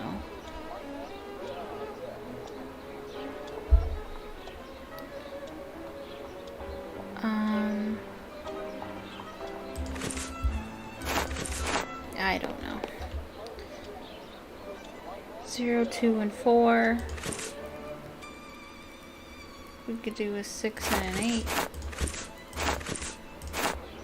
And then this one can be... Did I do it? Mr. Barnes, Oh, wow. labels are in their correct Okay. places. That should facilitate your classification. Have you found my book? Yes, what luck it was to meet you. It was acquired in 1882. I will look for it. Thank you very much. I would suggest that you organize your books quickly. I am in the habit of visiting my local bookstore at least once a week. You are right, Mr. Holmes. I would do likewise if they had a bookstore where I live. The closest Barnes & Noble is like an hour and a half away, I think. We do have a library, though, and it's a very nice library. Perfume is described in a musical metaphor as having 3 sets of notes, making the harmonious scent chord. The notes unfold over time, with the immediate impression of the top note leading to the deeper middle notes and the bass notes gradually appearing. Oh, it looks like appearing. I was like, what? Appearing as the final stage. The quality of a perfume is usually assessed in terms of 3 parameters. Fragrance is the most important issue, describing essentially the smell of a perfume. It is followed by the intensity of smell, ranging from subtle scent to overwhelming odor. Also, safety of use is important, because not all the elements of a perfume could be sound for ladies' tender skin. This encyclopedia on plants and spices is just what I need to analyze these so-called perfumes. Let's return to Baker Street. I love perfume. I have a ton of it. I use it pretty much every time I go somewhere where I'm putting makeup on. What am I doing? There. I will need my work table. My work table. That's this one, I assume. I need something. Oh, Let's get to work. I must analyze these perfumes. Okay. We're gonna take a strip And we're gonna take a sample and we're gonna make the same pattern. These shapes represent the smells at my disposal. Okay, so this one is lavender. It's not, they make it seem way more complicated. You literally just make this shape. Lavender, foot oil. This perfume is ghastly. Okay. Next one. Looks like it's this one, which is dog musk. Ew. And then this shape here, which looks like this one, coriander oil. And then this one, anise oil. Anise. Excellent. Now, on to the next step. Anise, it's supposed to be like a licorice. I think that's what anise is, but I like to say anus instead of anise because I think it's funny. Okay, resin oil, and what is that? Rose nectar? And this one, resin oil. Elementary. Fine, I have to go to the brothel. To the brothel.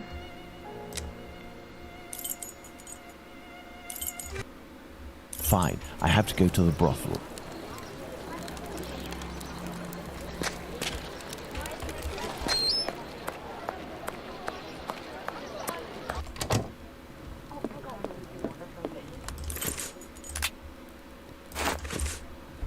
So, my dear man, have you reached a verdict?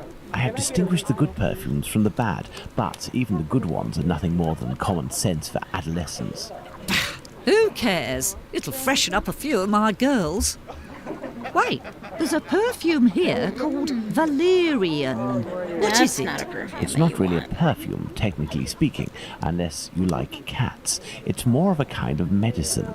It smells strange. I don't really like it. Here, I can give it to you. And I have some information. Squibby is most assuredly locked up at the police station hereabouts. It would also seem that he's the one who doesn't want to come out. Okay. Do you know someone by the name of Danny? Danny? Big Danny Nutcracker? The one who hates cats? If there's any prostitute You're to be interested named in that Nutcracker, kind it's of her. bird? Be like dipping your biscuit in a pig's trough. Ew. She's dangerous, a real cyclone. So beware. And her appearance. She claims to adore perfumes. She'd need this whole box to smell sweet. I doubt it will jeez. take much to make Danny Wow. cooperate, perhaps by offering her a little gift. Let's go to the police station. Let's go, let's go.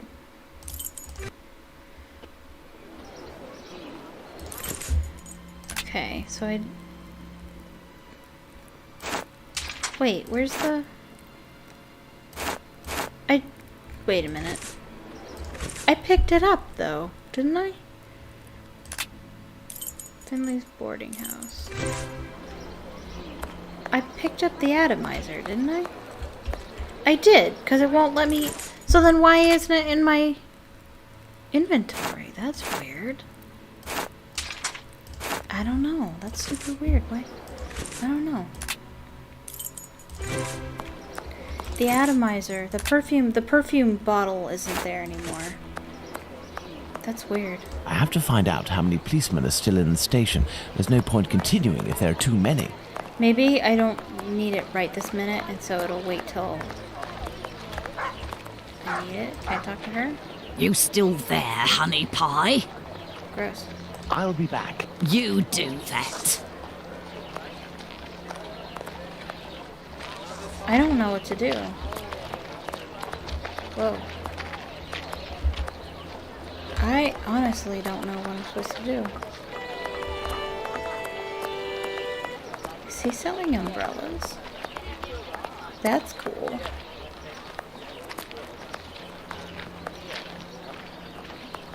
I don't know what I'm supposed to do.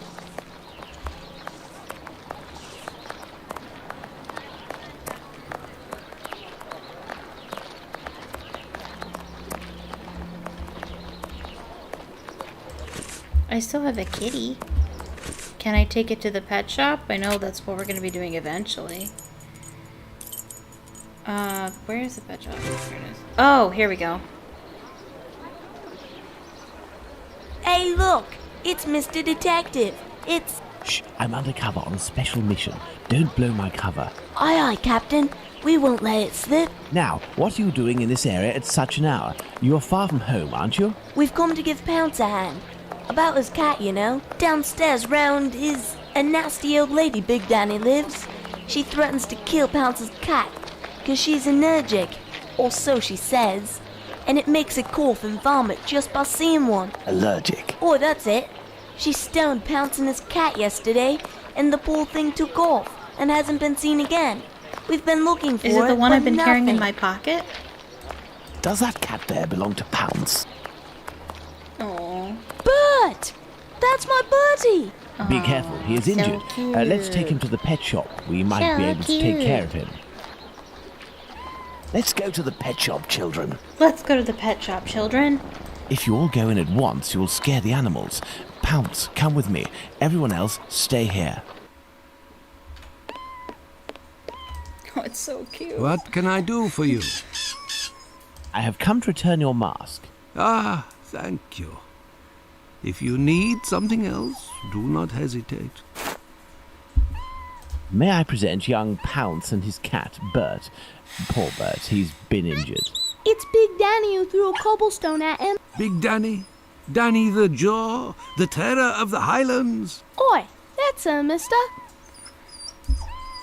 You know this lady? Lady is not the appropriate word. Fury, more likely. Danny is a night worker. Before that, she performed in a circus where she fought against men for a penny a round. It was said that she never lost a fight. Is there anything you can do for poor Bert? I don't know. This cat seems to be in a sorry state. I have a book on cats over there. Can you find it while I look at its wound? Yes. Oh, it's so cute. Okay, where's the book? What book is he talking about? Valerian, or Captain's Tale. It has an irresistible attraction for all passing cats. The effect of its consumption on felines resembles in all ways the euphoric effect of alcohol on humans. We know that the simple fact of carrying an itch on one's person will be enough to cause even the most errant of the cats to stay glued to your heels. Aha! This must be the cat book Abraham needs. What can I do for you? Here is the book on cats. Thank you, my man. I will see what I can do for this cat. Goodbye. Goodbye, sir.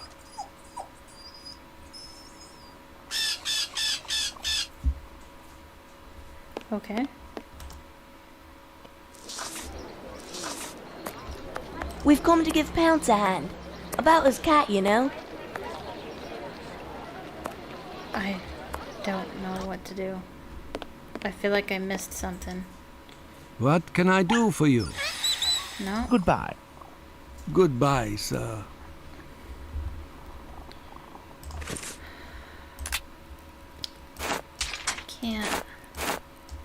Can't go to the police. I don't know. I don't know what to do.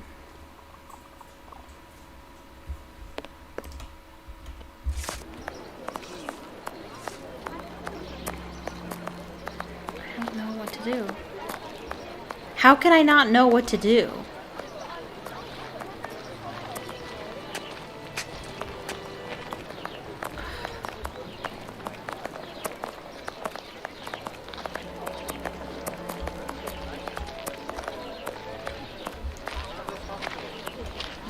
There's nothing down here.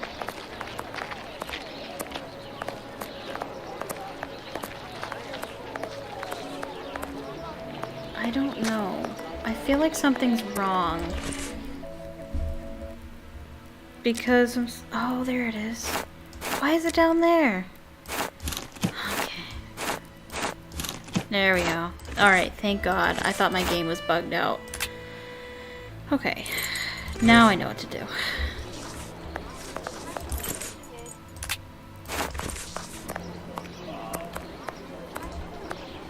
Do you remember me? Would you be kind enough to help me by telling me how many policemen are inside in exchange for this bottle of perfume? Here are a few guineas, so... Sorry, I clicked on the wrong one. There ain't much in the station. It was pretty busy, but now there's only one constable, dearie. There we are. Now Danny has been sprayed with valerian, a scent that's irresistible to cats. I must create a diversion in the street to make the policemen come out, but I need some cats. Lots of cats. To the pet shop. I must go to the pet shop.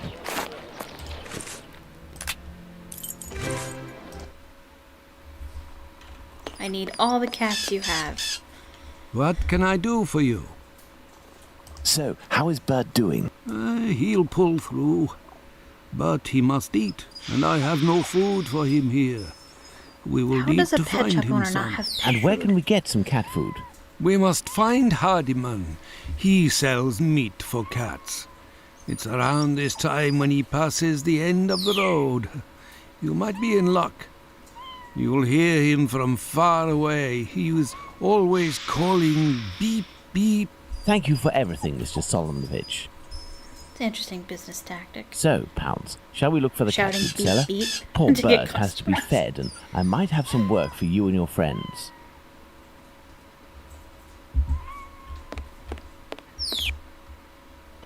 Meow.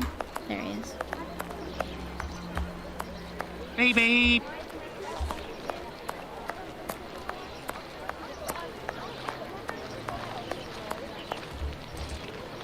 Beep beep. Good evening, sir. How do? A little kebab for the cat? Brat. These little brats can't possibly all be yours. Pardon? Oh, no, none of them. Ah, children, they're our pride and joy. And yet... Do cats really like kebabs? They adore them. How many would you like? I'll take the lot. I beg your pardon, sir? How much for the lot? For £2, they're all yours, my lord. It's a deal. Listen up, my little soldiers. You need to find all the cats in Whitechapel and lead them towards the police station. You'll be armed with delicious kebabs to entice them. Go, as quick as you can now. I want a kitty. If my calculations are correct, the cats will be seduced by Danny's odor and will throw themselves on her. That should cause enough of a commotion to get the policemen to come out onto the street.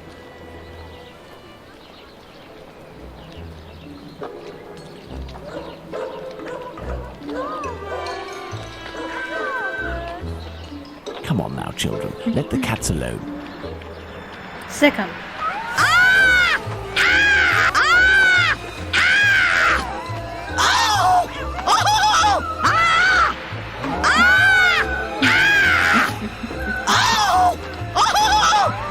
What's all this racket? Calm down. Come on, out. And make those cats shut up.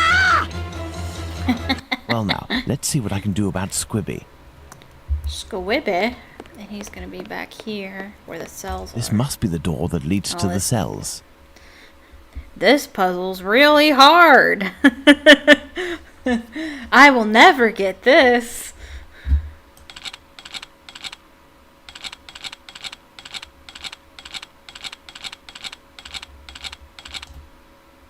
No. Okay.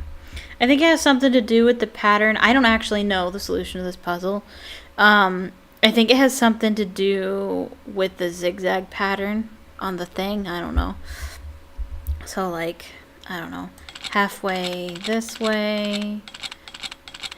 All the way that way. And then halfway this way, maybe? I don't know.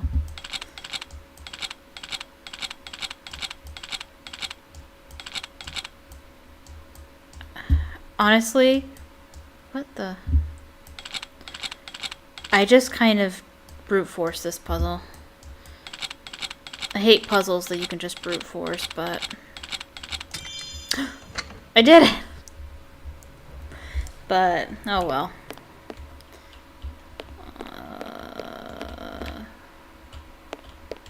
Oh, there he is. And who are you? I've come to talk to you about Tumblety. So you're here to kill me, are you? What? Absolutely not. I've come on behalf of someone you know who told me you have some explosive news about this American. In exchange, he has settled your bill on the kayaks. You ain't no street person, you. You're a bobby, trying to wind me up, aren't you? Not at all. Will you agree to talk? Not a chance. I'll give nothing away for nothing. I don't have to follow Bluto's orders. I'm in it up to my neck, and the bobbies won't agree to keep me locked up here for the rest of my life. You mean to say that you are here of your own accord? Damn right. Only death awaits me out there. I was almost lynched because I was blamed for the murder of those poor girls who were chopped up like animals. The police put me here for my own safety. That's where this journalist showed up.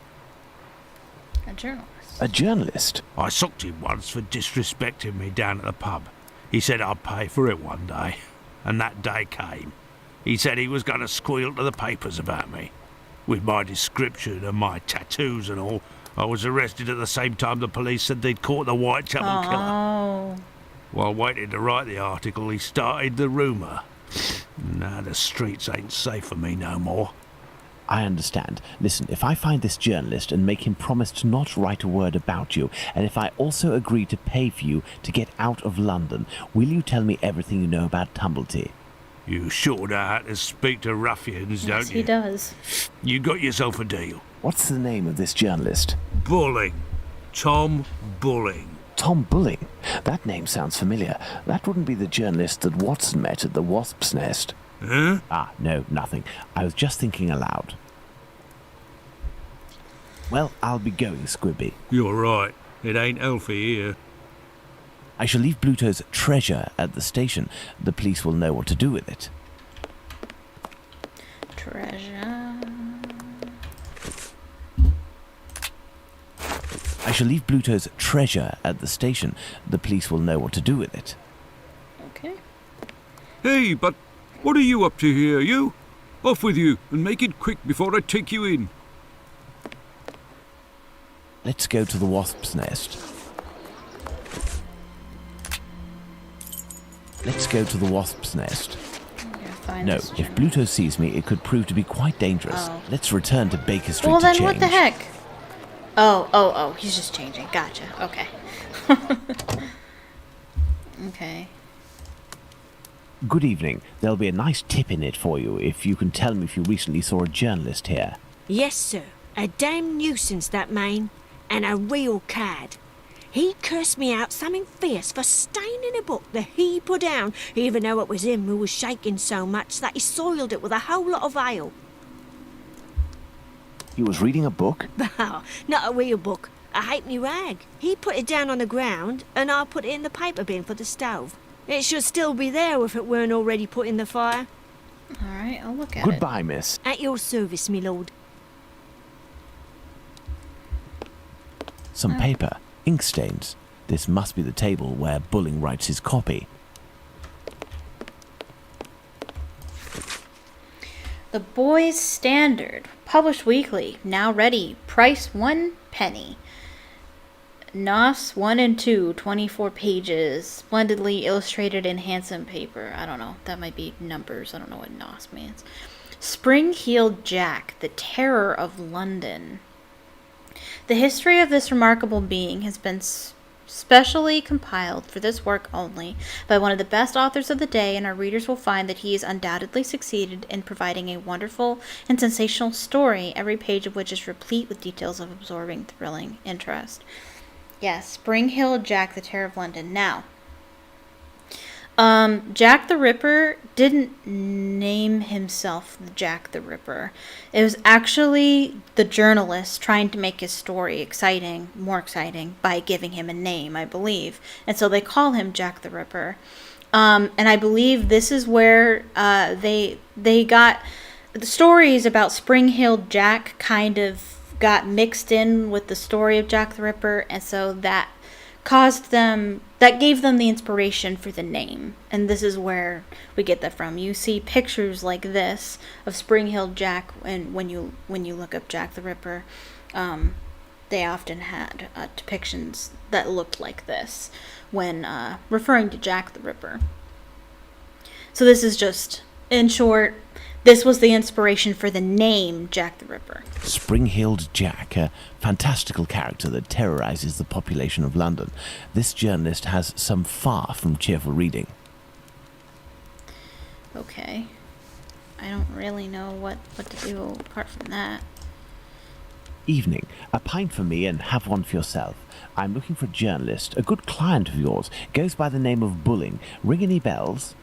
Haven't seen him for a day or two. He must be sleeping it off somewhere. Where to hide from the landlord when you owe some serious bread? What paper does he work for? I don't know, but I can't believe that he works at his rag, because he's always round the pub scribbling his useless papers.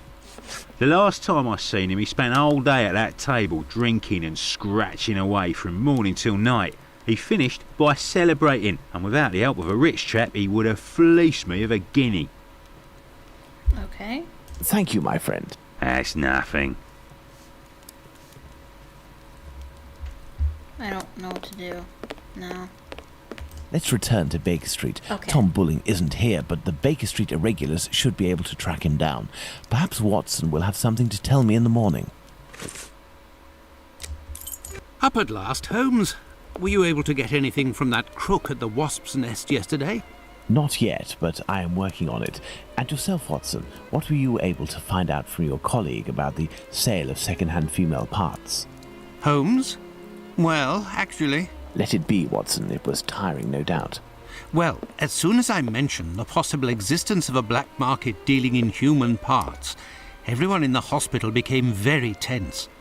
This silence, therefore, tells us more than anything else at this point.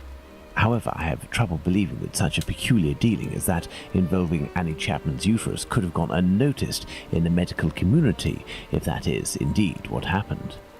That's my opinion, as well as that of my old university colleague. He maintains that any form of organ trafficking would be impossible, not to mention unnecessary. However, he did tell me something rather troubling. The unexplained disappearance of several corpses from the hospital morgue. He has allowed me to investigate, provided I do so discreetly, and here is what I found, concealed in what appeared to be a secret letterbox. Interesting, an encoded message. Indeed, and look, the symbol of a certain well-known Spartaca encyclopedia is printed on it. Perhaps it will help in deciphering the letter. Thank you, Watson. Are you going out again? I promised a new patient, Captain Stenick, I'd go round to examine him. He lives nearby. I may be back before you've had a chance to decipher this mysterious message. Captain Stenick is the first character we meet in Sherlock Holmes The Awakened. Actually, he's the guy that lives down the road. Good. Let's decipher the encoded words in the message that Watson found at the London hospital.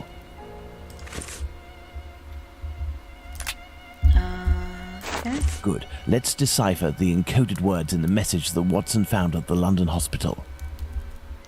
Okay, so we have it's a cipher. So we need to find the two documents that we're pulling from, and it's gonna be our two Spartaca Encyclopedia documents. That one and this one, I believe. Yep. Okay. And so now it's basically just figuring out which symbol means A, which one means B, C, and so on. I think that's how that works.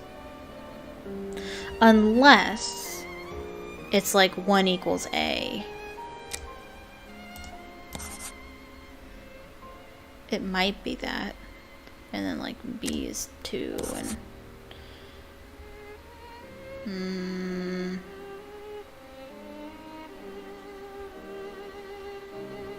I don't know. I actually don't know.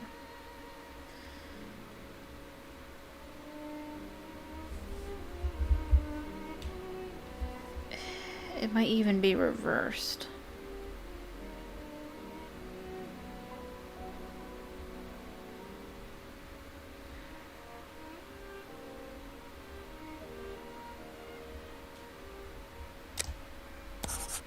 Wonder if we should just keep going.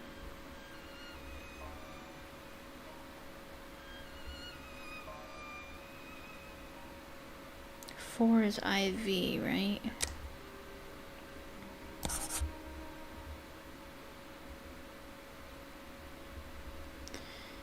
E's just V.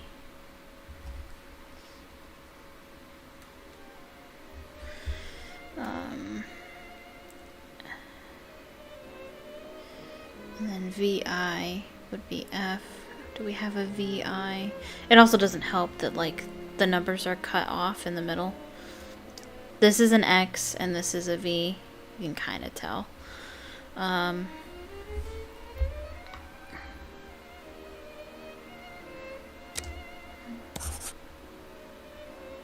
VI. VII. Do I have a VII?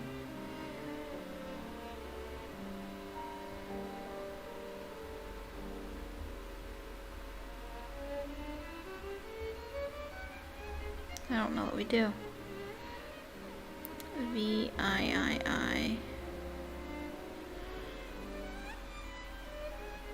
No, it's a VIII. VIII, yeah. And then IX.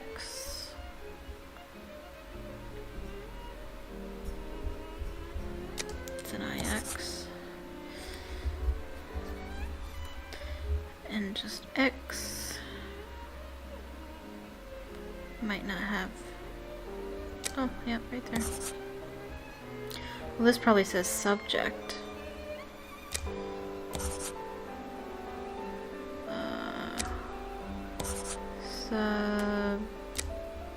Subject.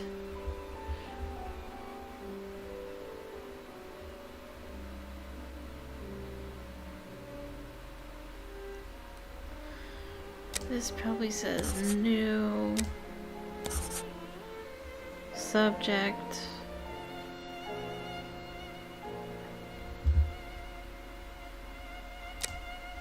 Wharf. Dale. Deliver. Delivery.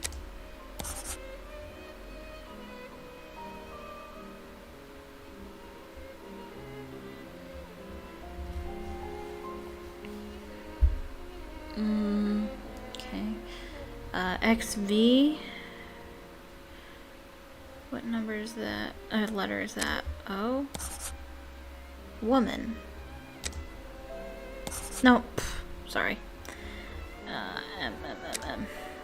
There we go. New command, subject, woman, delivery. Elementary. Wharfdale. Right, just read that. Oh, Wharfdale 17. Perfect. My dear Watson, I congratulate you on your investigation. This letter seems to well and truly confirm the organized trafficking of bodies in London. My God, how dreadful. Watson, we must go to the address that appears in this message. I would suggest you take your weapon. It hasn't left my side since the beginning of this whole affair, Holmes. I'll also be putting on my workman's disguise again. One never knows. But what about me, Holmes? Stay as you are, Watson. At worst, you can pass as my employer. Find Wharfdale Road on the map of London, Watson. Understood, Holmes. Yes, I have, Holmes. Here we are, Watson. 17 Wharfdale Road. Let's be careful. You think so, Holmes? This house seems to be abandoned. This house.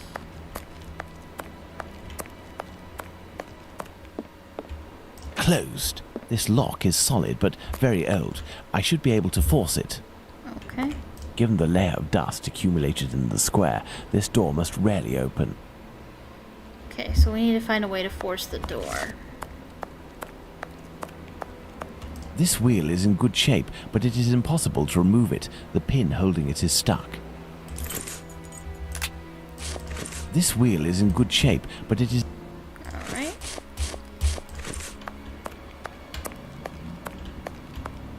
This rope seems strong. It is sure to come in handy.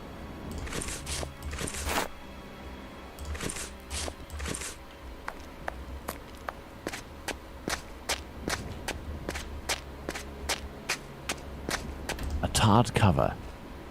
No, I can't take it like that. There, this piece of tarpaulin is very thin, but solid enough for our purposes. But what the devil are you doing, Holmes? I don't know. I'm just doing what I can do, honestly.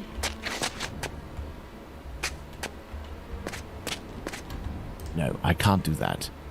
This trolley seems to be in good condition, apart from the broken wheel, of course. This stone was blocking the wheel.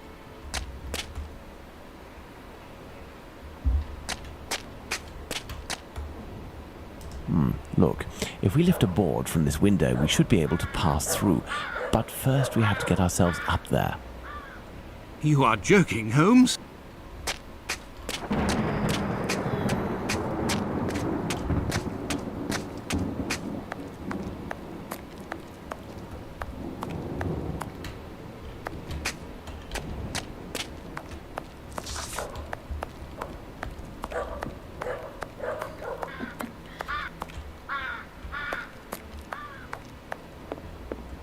Numerous footsteps. Apparently this passage is used frequently.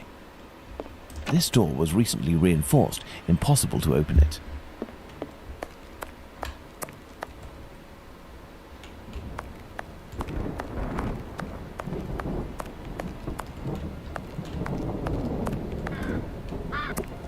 Okay. You know what? I wonder if we can force it with the knife. I didn't even think about that. This lock is solid, No. but very old. What shall we do, Holmes? That's a good question. There, by sliding this piece of tarred tarpaulin, I was able to quite simply What? force the lock. Let's go in. Incredible! Okay. That was weird. These jars contain chemical products. I have no idea what they are for. Okay. Some makeup applicators. These little metal instruments are rather curious. I'll take one. Closed.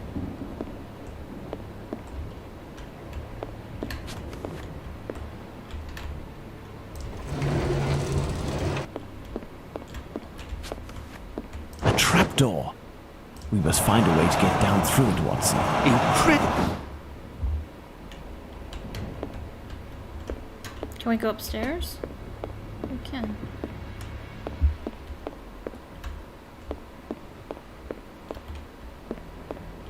This door was recently reinforced. Impossible to open it. Okay.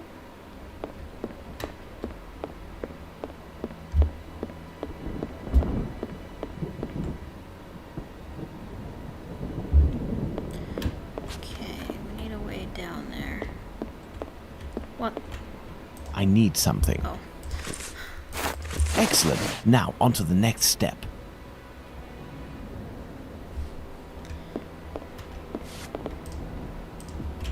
I will go down alone, Watson. Try to cover for me if someone should happen along. Understood, Holmes.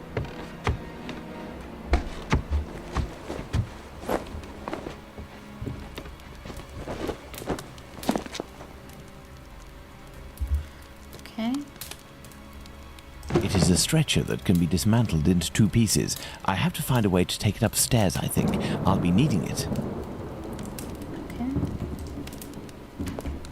Well, there's A coffin, recently made and already broken. taking out the body. Pointed poker. This is sure to come in handy. Come on. Clothing that appears to be destined to be incinerated. Weird. Closed. Numerous footsteps. Apparently this passage is used frequently. Hammer. I'll take it. Pincers. This old box must have held nails a long time ago. Nothing of interest. Rings, wedding rings, gold teeth. I don't imagine where they came from.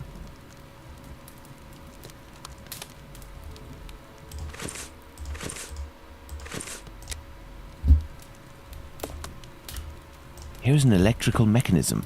Turning the handle should supply it with energy. Ah, it would seem that there is a broken connection.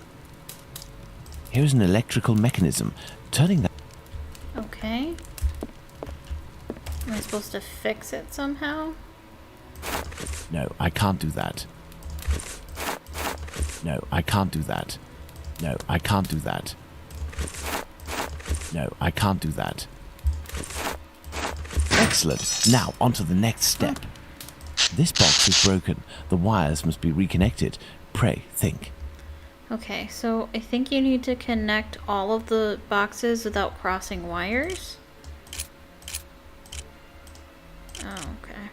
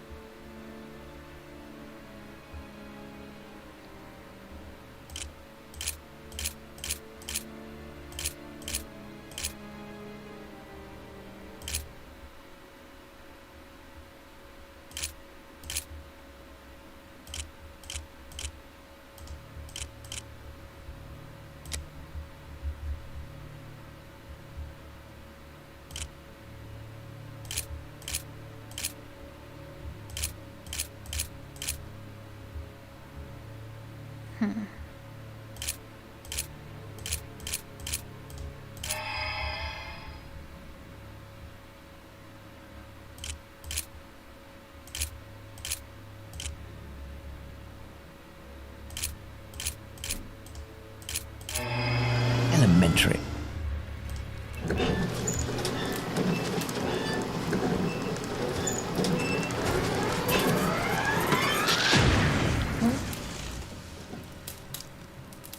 That's good, Holmes. I don't know why you brought this thing back up, but I can take it. Perfect, Watson. Okay. Oh, there was a key. This bent key just needs a little repair job to make it usable. The fuse box is burned. The lift is blocked. I'll have to find another way out.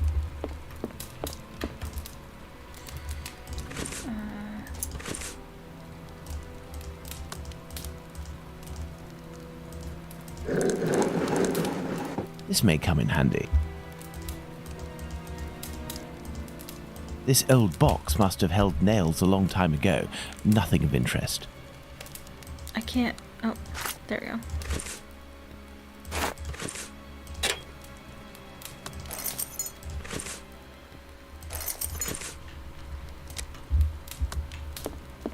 Let's hope that it really is the key to this door.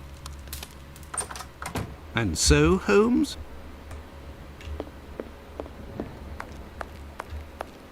And now we need to go up to that room. This little instrument will serve perfectly as a pin punch. But what the devil are you doing, Holmes? Pin punch. Is it like Hugo Punch?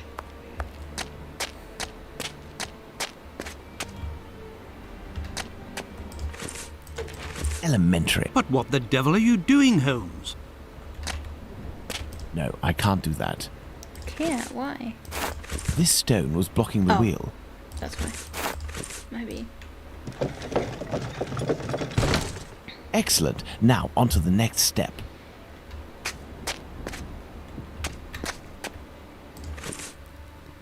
Oh. Dang it. Unless it's... No, it's not. Okay. I never grabbed the...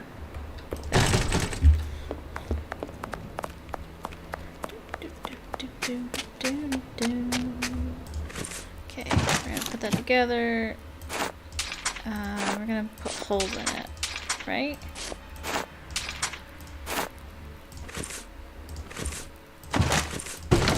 I need something. I need something. Well, I need something. I need something. don't understand what you need. I need something. I need something. We need to put like holes in it to like make handholds, but I have no idea what that is. I have no idea what he needs in order to do that.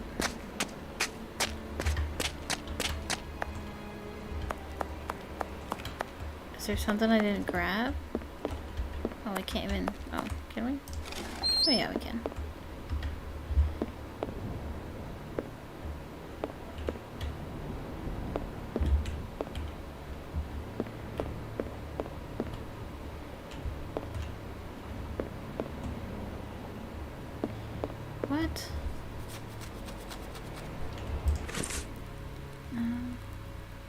put the stuff... Oh. I can put stuff together.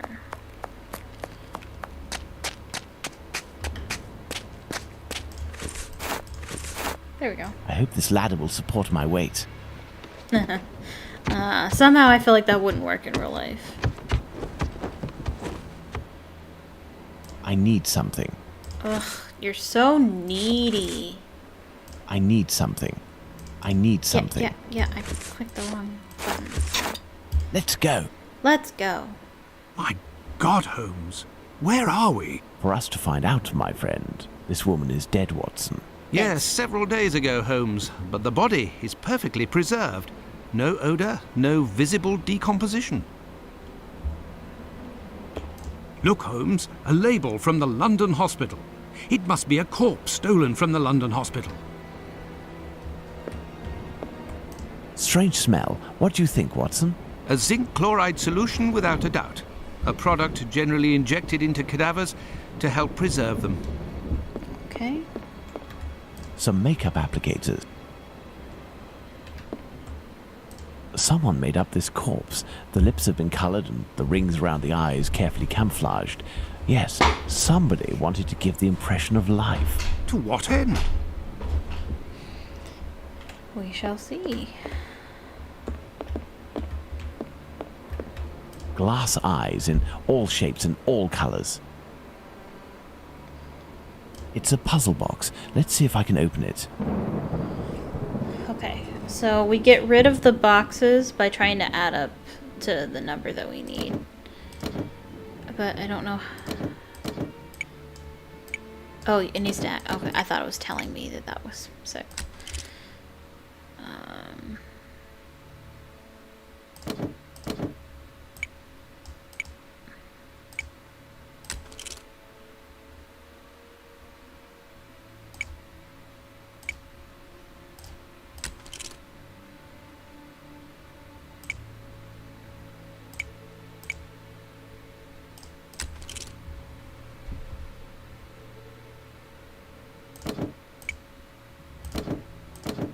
Oh, sorry. That's not right.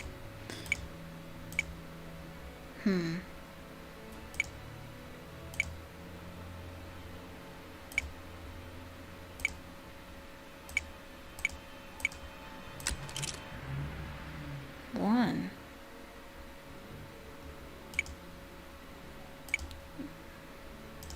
I can't even reset the puzzle. What? It's a puzzle box. Let's see if I can open it.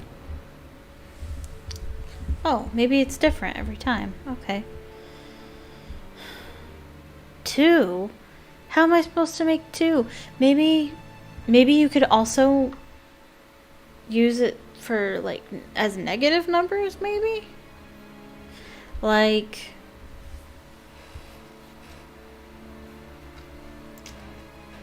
I don't know.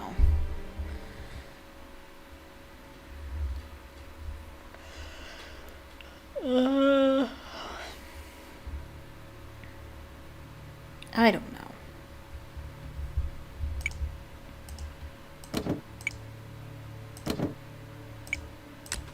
See, that somehow made 2.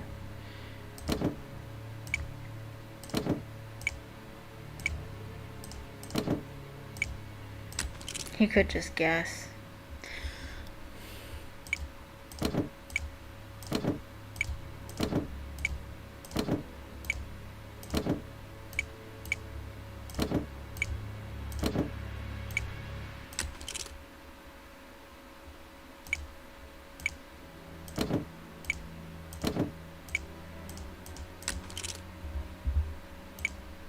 I'm literally just guessing.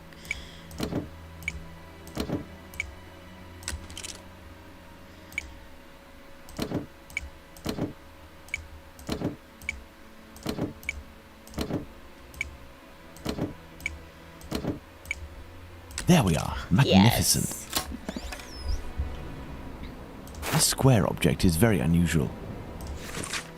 Here in the information, that boss was able to find out about the client. Ethel loved pink and spoke in a composed and soft voice. At the end, she couldn't do more than whisper, but she was still able to sing some of the Schubert tunes that she loved. She would undoubtedly have been a virtuoso on the violin if her husband hadn't impeded her. Instructions: pink robe, assorted jewelry, seance planned for 1 week hence, but the body will be taken today or tomorrow by 2 chaps that the boss recruited. Their sign of recognition will be a triangle and a square attached with a red ribbon. No worries, they seem to be professionals, won't be a problem. Important, mind the quality of your lime for affixing the false eyes during seance.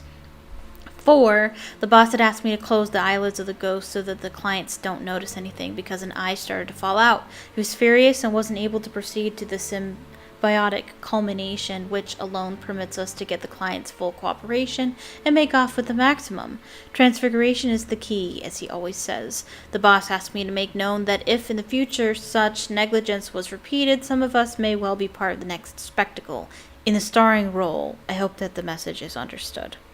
So they're using the dead bodies in seances to make their loved ones believe that they're actually communicating with the person that they lost. So they're dressing up cadavers to look like lost loved ones, essentially. Which is, seances were something that were actually common in the Victorian era. The Victorians were strangely very fascinated with death. Fun fact. This letter speaks of a sign of recognition. Interesting.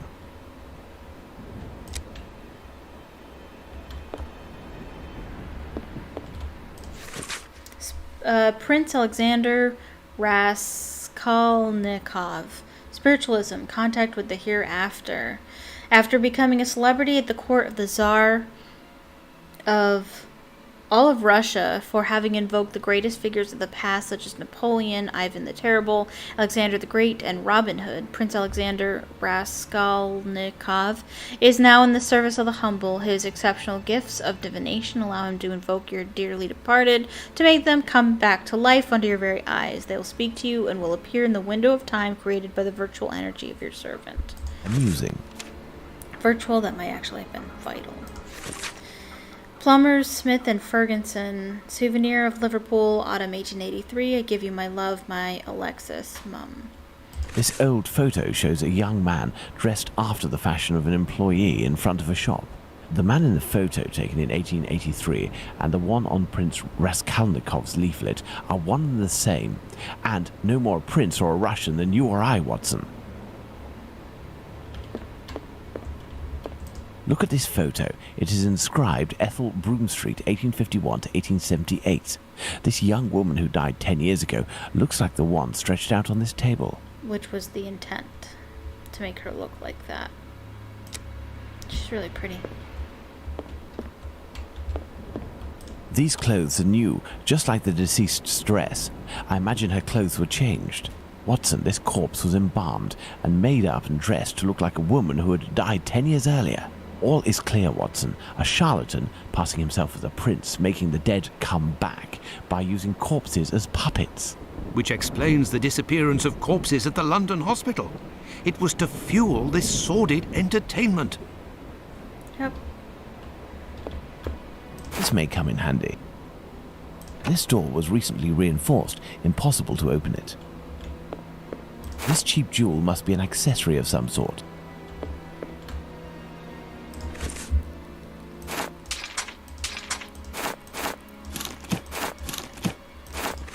Holmes, I hear a cab stopping in the courtyard.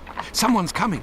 It is probably the dealers, Watson, but instead of running, what if we were to meet them, if we managed to win their trust? You are joking, Holmes. Let's go. Oi, what you doing there, you? It's private in here. Calm down, we aren't here as tourists. We have come to collect our packet. Oh, well then, you just had to say. I was told that you weren't no tramps, but I weren't expecting that you was... Given your get-up, I guess your boss. Yes. Yes. Well, the subject ain't ready yet. I ain't done with it yet. You'll have to come back. Well, that's, a real problem. Say, we have a personal order too for some organs. You wouldn't know where we can find them. What type then? Kidney, uterus. Oi, I don't hack up my dollies. That's the work of an artist. But you wouldn't happen to have a colleague who might furnish this type of item? No, you can't make a copper doing that nowadays. Since the bigwigs made it easy to get stiffs, the medical schools are bursting with bodies to carve up. Docs and students have got all they need. Business is dead. For a few coppers, hospital bloke might help you out, but I don't know for sure. They'd be right in for it if they got caught. It probably just ain't worth it. I understand. And what do you do with the corpses once you're finished with them? I don't bother myself with that.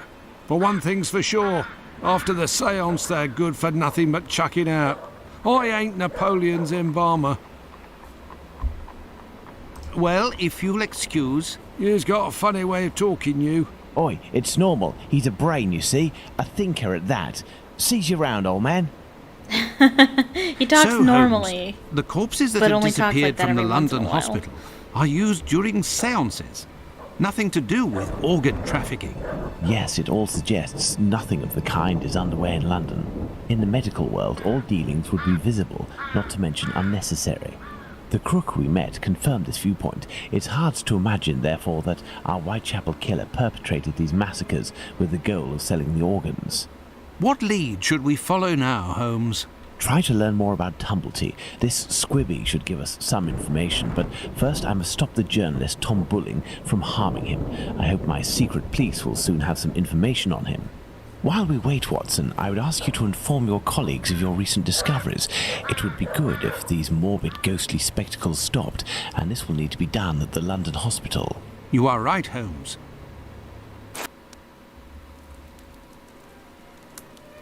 Yeah, it should be noted Another that false lead followed by the police, that Holmes. the Yesterday's Jack the Times Ripper says that a murders John weren't, like, Fitzgerald, one who after had the claimed other. They had some responsibility time for in the murder of between some Annie of them. Chapman, has finally been released. He was, it says, lying. That's of little importance, Watson. It's incredible. It's been more than 3 weeks since the murderer struck, and the tension is as strong as ever. The press won't stop talking about him, and people are still full of fear. Perhaps the killer got what he wanted, people talking about him, and has chosen to stop committing crimes. What do you think, Holmes? I doubt it, Watson. No. Everything leads me to believe that he is in hiding and waiting for the right moment. The area is packed with police, and that would obviously hamper his work. You think he will start again, Holmes? Yes. I have every reason to believe nothing will stop him short of his arrest or his death. Sadly, our investigation has reached a dead end, and I fear that we'll need another victim to get back on track. Yes, how awful. And what of the case of the burnt mat? Have you resolved that? Oh, that's a matter of little interest, and resolving will be of no benefit, above all to Miss Fleming. Ha! I hear the footsteps of my faithful Wiggins on the stairs. The game is afoot again, Watson. Mr. Holmes, the scribbler resurfaced.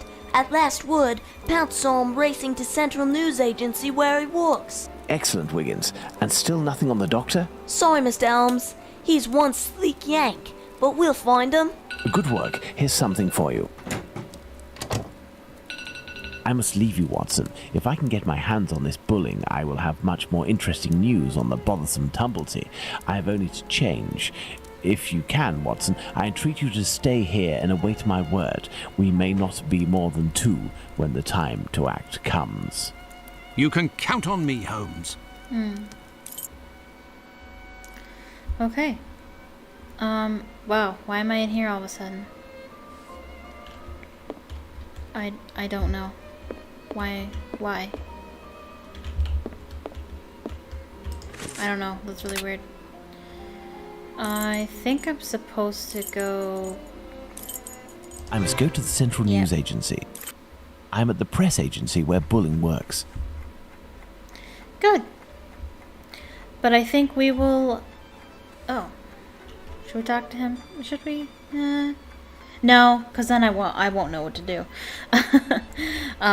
But I think we will leave it there.